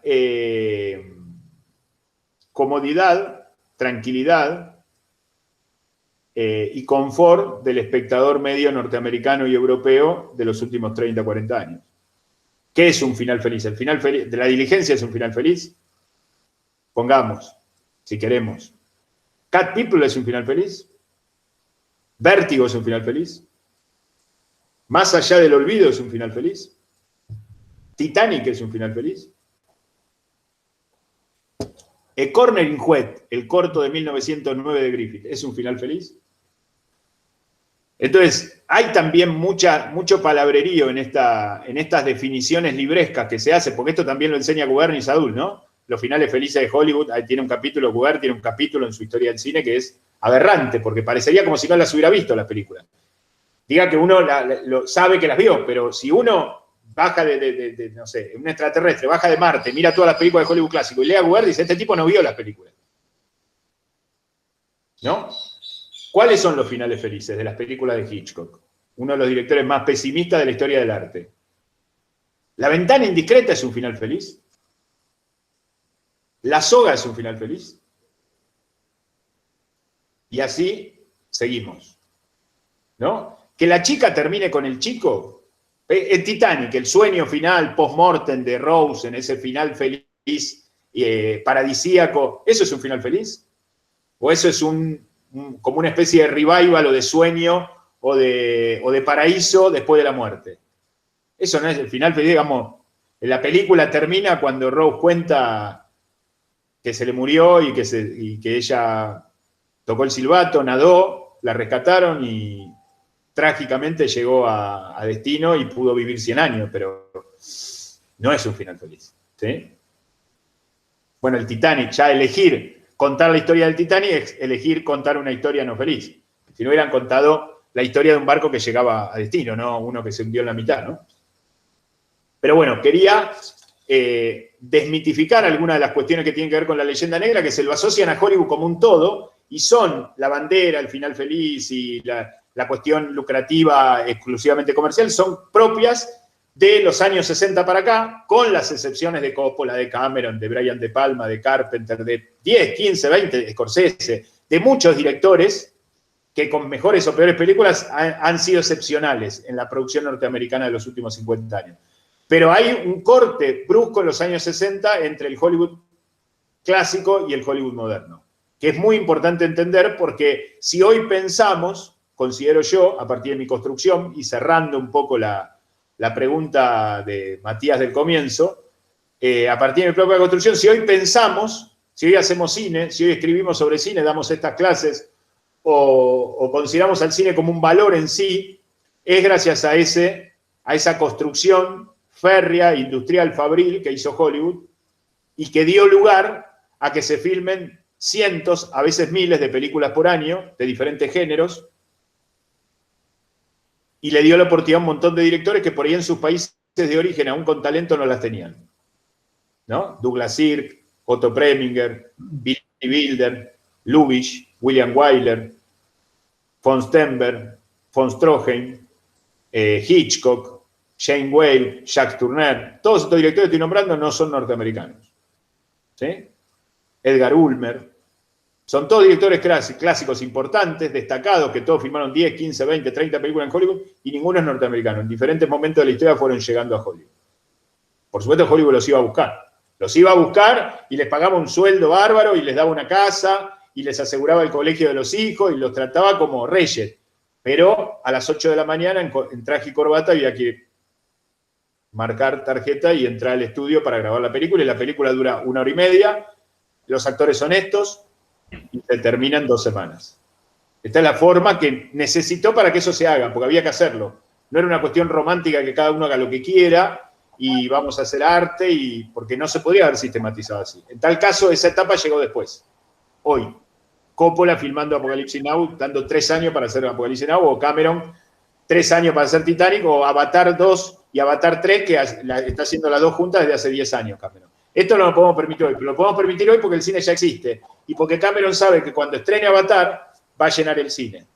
Pero esto no había esta certeza todavía en los años 20 y en los años 30. Fue necesario este paso.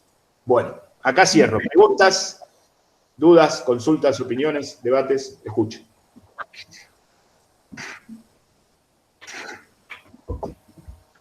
Matías y Marcia habían levantado la mano, no sé quién. Bueno, a ver, Marcia. Hola, buen día a todos. ¿Cómo estás? Hola. Muy bien, gracias.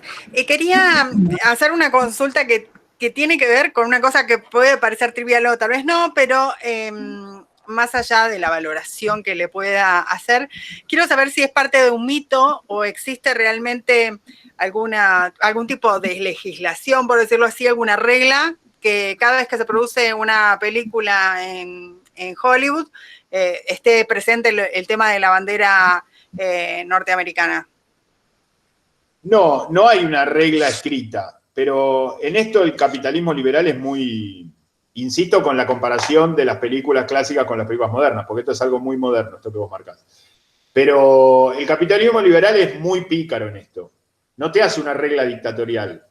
No te prohíbe a un autor. Estamos en otro tipo de prohibición, no estamos en los tiempos clásicos o los tiempos medievales, donde esto se podía y esto no se podía. Ahora se supone que se puede todo, pero como ellos gobiernan la circulación, en realidad lo que nos llega es lo que ellos quieren que llegue. Esto pasa con los productos que consumimos todos los días, alimenticios, etc.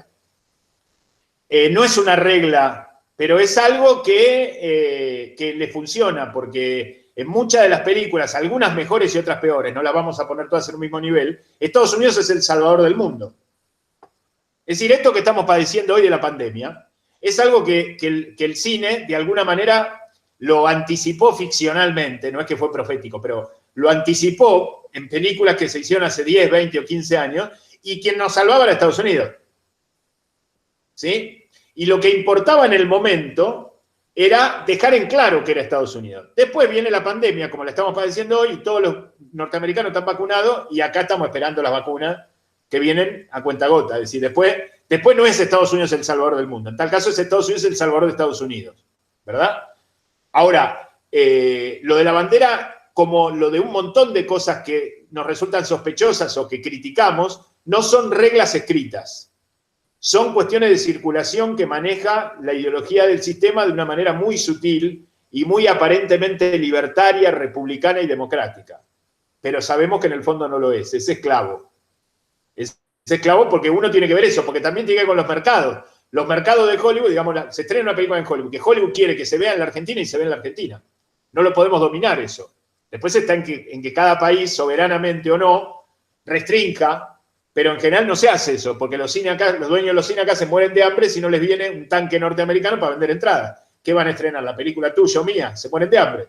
Entonces necesitan que... Hay todo un circuito que ellos mismos construyeron, que hace que, bueno, le tenemos que poner la bandera americana cada 5 escenas a los argentinos que están en Bavia. Vamos a mandarle esta película. Y la van a ver, porque nosotros se la mandamos, le aseguramos las entradas, le damos la publicidad y se la damos gratis. Ni siquiera le cobramos alquiler. Se la regalamos a los cines, las copias. Y encima hacen 1000 copias. Uno hace una película hoy y hace 2 copias, 3 copias, 4 copias. Estos tipos hacen 1000 copias. Te desembarcan con 1000 copias. Se estrena hasta en la puna de Atacama.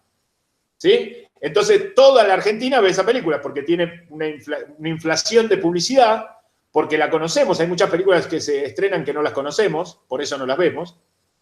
Estas películas las conocemos, nos enteramos, se pagan periodistas para que en televisión, en radio, hablen a favor de la película. La película se estrena en muchos cines, abrimos el diario para elegir el cine donde ir y se nos aparecen publicidades gráficas de la película y decimos, bueno, vamos a ver esta película, che. Que aparte nos dicen que costó como $200 millones, vamos a ver lo que hicieron. Y vemos la bandera norteamericana y este sentido que esconde, por la bandera no sería nada, es un pedazo de tela.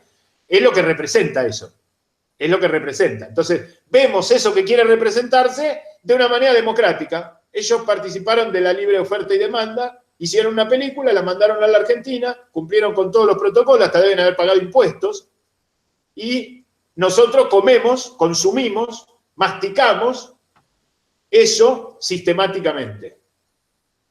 Ahora, no hacen reglas rígidas, porque ellos son los dueños de la libertad.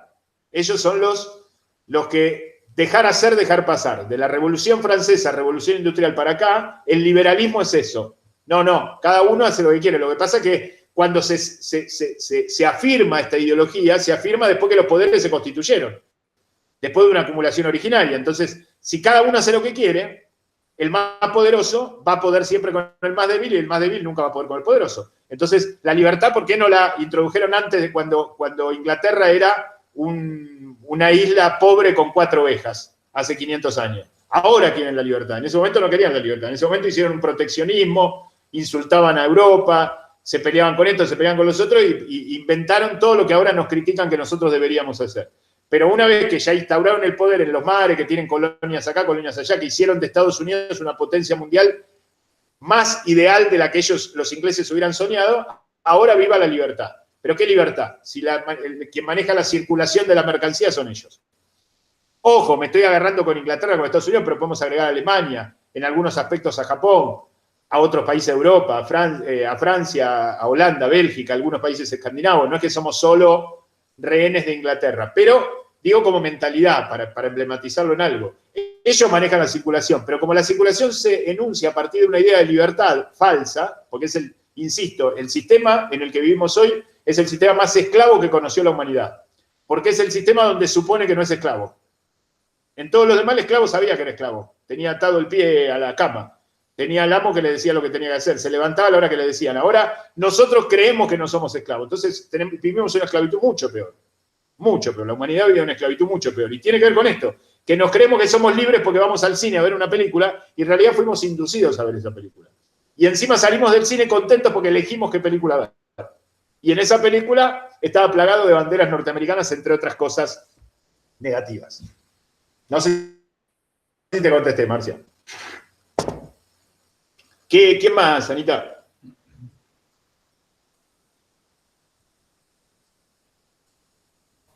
No sé, a ver, levanten la mano. No, pero vos me dijiste que había levantado, ¿no? Era el Mati, ¿no? Me olvidé. ¿Vos, Matías, querías preguntar algo?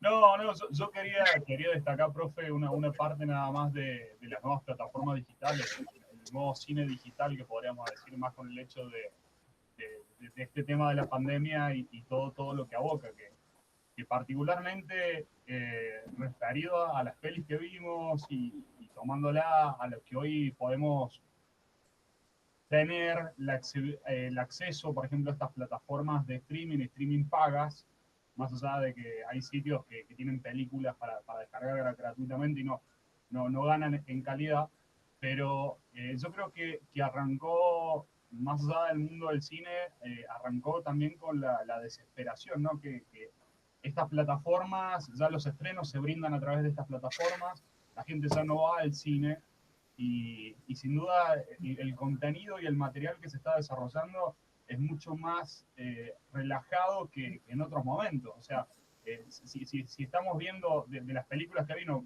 por ejemplo, no sé, Titanic, a lo que hoy es en día de alguna peli que estrenan a través de la productora de Netflix, es muy diferente, más allá de que Netflix hoy en día es una de las empresas que Fortuna está haciendo, pero su dirección para mí, o sea, no es lo mismo que lo que podemos observar de las películas que vimos. O sea, es a mi criterio personal, ¿no? O sea, es lo que hoy observo, lo que tengo de accesibilidad para poder consumir, y sin hablar que hay otras aplicaciones como HBO, Disney, qué sé yo, han salido un montón de plataformas que empezaron a competir entre ellas, pero yo creo que perdimos mucho aquel acceso a aquel videoclub, aquellos que pudieron tener la experiencia de ir a un videoclub y agarrar y alquilar un VHS o aquel DVD, ¿no? Sí, estoy de acuerdo. Bueno, tiene que ver con, así como Hollywood solidificó una mentalidad opuesta a la mentalidad liberal a partir de esta alianza de judíos y católicos, a partir de la invención de Griffith, el Hollywood moderno y todo el sistema audiovisual moderno solidificó lo contrario. Por eso hay que estar muy atentos. Digo muy atentos porque a veces aparece en Netflix El Irlandés, por ejemplo, ¿no? Por ahí aparece en Netflix una serie como Dark o Ozark. Me encanta Ozark, les recomiendo las 3 temporadas de Ozark, una mejor que la otra, en donde piensa en este sentido y con la misma puesta en escena, con la misma idea de puesta en escena, con los mismos valores y los fuera de campo, principio de simetría y todo, como Griffith, nada más que hecho en los tiempos modernos y filmado en tiempo moderno. Hay que estar atento, pero por supuesto que es muy minoritario. Bueno, de hecho está Coppola, está Cameron, está Brian De Palma, no sé si vieron la última Brian De Palma, Dominó, que es una gran película. Ahora, sí, estamos en esa instancia de reconfortar al espectador, en lugar de sacudirlo al espectador para que piense, sacarlo de su lugar, hacerlo replantear cosas, que eso también es un deber del arte, plantearnos preguntas más que certezas. Estamos en una época en la que lo audiovisual limita con la comodidad, limita con que el espectador vea lo que quiere ver, con que se entretenga dilucidando una trama que lo asusta porque es de terror o que lo intriga porque es de suspenso, pero que después no tiene nada que contarle. Estamos en ese estado, digamos. Parte de esta materia y parte de lo que yo hago personalmente con mi escritura, con mis clases, con mis charlas y con mis cosas es alertar esta cuestión y permanecer atentos. Tenemos, y esto es una ventaja, tenemos al Hollywood clásico, lo tenemos en la mesita de luz, porque el sistema, aún el sistema sofisticado del streaming, pago o no, las películas se bajan en internet o qué sé yo, Netflix, Amazon, etcétera, está lo otro, está ahí. Digamos, tenemos que agradecer, vamos a ponernos en místicos, tenemos que agradecer que eso haya existido, aunque se haya terminado en términos de cantidad o de mayoría, porque existe, porque el hecho de que haya existido permanece, porque esta estrategia de Griffith de dar vuelta como un guante la máquina y de los grandes estudios de sistematizar, tal vez pensaron, hay que ver, ahí había unos cráneos muy interesantes, yo me arriesgaría a decir que lo pensaron, que un día íbamos a poder tener todo el cine en la mesita de luz si queríamos. Y hoy en día tenemos todo el cine en la mesita de luz. Nos vamos a acostar con el teléfono en la mesita de luz y en el teléfono ponemos una película para dormirnos, que es la que queremos. Entonces está esa posibilidad. Por supuesto que por una cuestión inflacionaria en sentido de, uso la metáfora en sentido económico, ¿no? Como que hay muchos billetes, bueno, ahora hay muchas películas. Antes, digamos, hablamos de inflación cuando hay mucho material circulante, entonces la plata vale menos y los productos valen más. Un poco lo que le pasa a la Argentina, sistemáticamente. Bueno, lo mismo pasa con las películas, ¿no? Que está inflacionado de audiovisual y de películas, y el formato digital e Internet ha hecho de que se filme mucho más y de que se vea mucho más. La gente lee menos y ve más videos por YouTube o por diferentes plataformas. Pero bueno, no nos tiene que dejar engañar esa cantidad. ¿Para qué es esa cantidad? Porque justamente, como le decía Marcia hace un ratito, el sistema no va a prohibir a Hitchcock, porque no se puede permitir reglamentar en contra de esa supuesta libertad que pregona. Lo que va a hacer es inflacionar a Hitchcock. Va a hacer un montón de películas de suspenso que no tienen sentido. En general con banderas norteamericanas y con final feliz. Y para que la de Hitchcock se quede mezclada entre esas y parezca una más. Esa es la política ahora. Pero no puede sacar a Hitchcock de encima, primero porque tanto yo como miles y miles de personas en el mundo tenemos la obra de Hitchcock en el cajón. No en Internet, en el cajón. ¿Sí? De Hitchcock y de todos los directores que nombré. Completa y en Blu-ray. Entonces, no puede, porque inclusive esa misma sofisticación, esto es un poco la política de Cameron cuando hace Avatar. No sé si vieron Avatar. Avatar es una película de ciencia ficción, si quieren, fantástica, que plantea el extremo de la explotación de la naturaleza aún fuera del planeta por un grupo de científicos y militares norteamericanos porque necesitan un mineral que está solo en ese planeta de Pandora. Es decir, el extremo de a dónde usufructa la explotación de lo natural el sistema capitalista liberal. Y la oposición a eso, ¿no? Que son los Na'vi y después este muchacho Jack Scully que se pasa al otro bando, ¿no? El norteamericano que se pasa al otro bando, el protagonista. Jane Cameron logró que le financien el sistema al que está criticando, le ponga 300, 400 millones de dólares para decirles eso. Es decir, que el cine abrió esa puerta también. También podemos hacer Titanic para criticar a la primera clase, financiado por la plata que nos provee la primera clase. ¿Se entiende? Digamos, también se puede hacer eso. ¿Por qué? Primero porque lo único que le interesa a la primera clase es la plata. Si lo criticas un poco, se lo banca. El tema que prefiere darle la plata a Cameron, que le critica, pero que le asegura una taquilla, todo un merchandising y todo un mundo económico asegurado. Y por otro lado, porque también le interesa, también está consumido por la máquina. Entonces también le interesan los muñecos estos en 3D, azules de 3 metros con una cola así, también le interesa la novedad. Entonces, esa misma puerta que abrió Hollywood hoy tiene ciertos pliegues favorables, aún salidos del propio sistema, que es quien financia películas como Avatar o Titanic. El tema es poder nosotros discernir. Es decir, el cine está hecho, podemos seguir haciéndolo o no. Lo que no podemos dejar de hacer es dejar de pensarlo. Llegó el momento de pensarlo. De pensarlo porque es muy difícil desentrañar diferencias entre una masa de audiovisuales que nos llueven a miles por día de diferentes fuentes y de diferentes cosas. Porque hoy está a la mano, cualquiera agarra un celular y hace una película. Algunas son buenas y son interesantes, pero hoy está a la mano y todo el mundo mira videos. La gente no agarra un libro y lee, por lo general. La gente en general mira videos por internet, desde un meme en el WhatsApp hasta una película de 2 horas. Entonces, es el momento de pensar el cine. ¿Sí? Bueno, ¿qué más? ¿Alguien más quiere comentar algo, preguntar algo?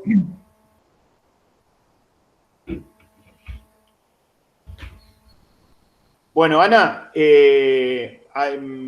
vos vas a subir la clase ahora de esta semana para que lean. Y dentro de 3 o 4 semanas le vamos a avisar, vamos a hacer el último encuentro de Meet entre todos para cerrar la materia. Y seguimos con las mismas consignas de siempre, los que deben los visionados y las participaciones en el foro. Y eso. No sé, Ana, si vos querés cerrar con algo más formal desde el punto de vista de la materia y de la modalidad, etc. Que voy a subir una parte del cine argentino. Ahora ya arrancamos con cine argentino clásico, digamos. Y nada, y les voy a adjuntar el Excel con el registro de las actividades, ustedes, para que vean. Me dicen si me pasé por alto algo, seguramente si les puse una actividad que no hicieron, que hicieron, no me lo digan. Y bueno, eso nada más. Pásamelo a mí también, Ana, si puede ser. No sé si lo vas a subir. Porque yo no llevo registro de eso. Voy corrigiendo y leyendo y mirando foro, visionado y todo, pero no llevo registro. Una cosa más me quedó por decir. Nosotros le pasamos en una de las primeras clases teóricas una línea de tiempo en un Excel con un Word que explicaba esa línea de tiempo. Supongo que todos la deben haber visto.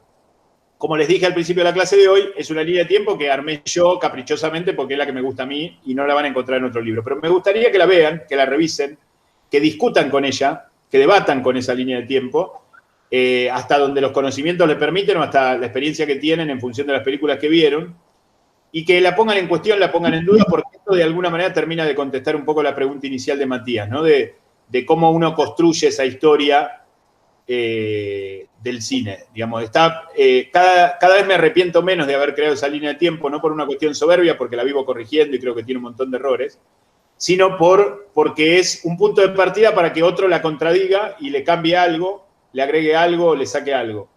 Y que lo que más me interesa es que cada etapa, que es caprichosa y que puede correrse un año más, un año menos, porque eso no es lo que importa, tiene un concepto. Es decir, en cada etapa lo que la define es un concepto, ¿no? Un grupo de películas, un grupo de directores, no es una cuestión de generalizar por generalizar, sino que es una etapa en donde se creó el cine, Griffith. Es una etapa en donde se sistematizó el lenguaje, la cuarta etapa, esto que expliqué hoy de Hollywood. Es una etapa donde aparece la autoconciencia, lo de Coppola, Friedkin, Cameron y todo lo que... Es decir, cada etapa está definida por un concepto. Entonces, confirmar eso, o discutir eso, o poner en cuestión eso, creo que les va a servir para el crecimiento de cada uno de ustedes, independientemente de que después eso lo manifiesten en alguna inquietud o expresión en los foros, o no, para cada uno de ustedes, pero es algo que me interesa y creo que les puede servir. Por mí, nada más. Anita, son la 1 ya casi. ¿Cerramos acá? ¿Te parece? Sí. Dale.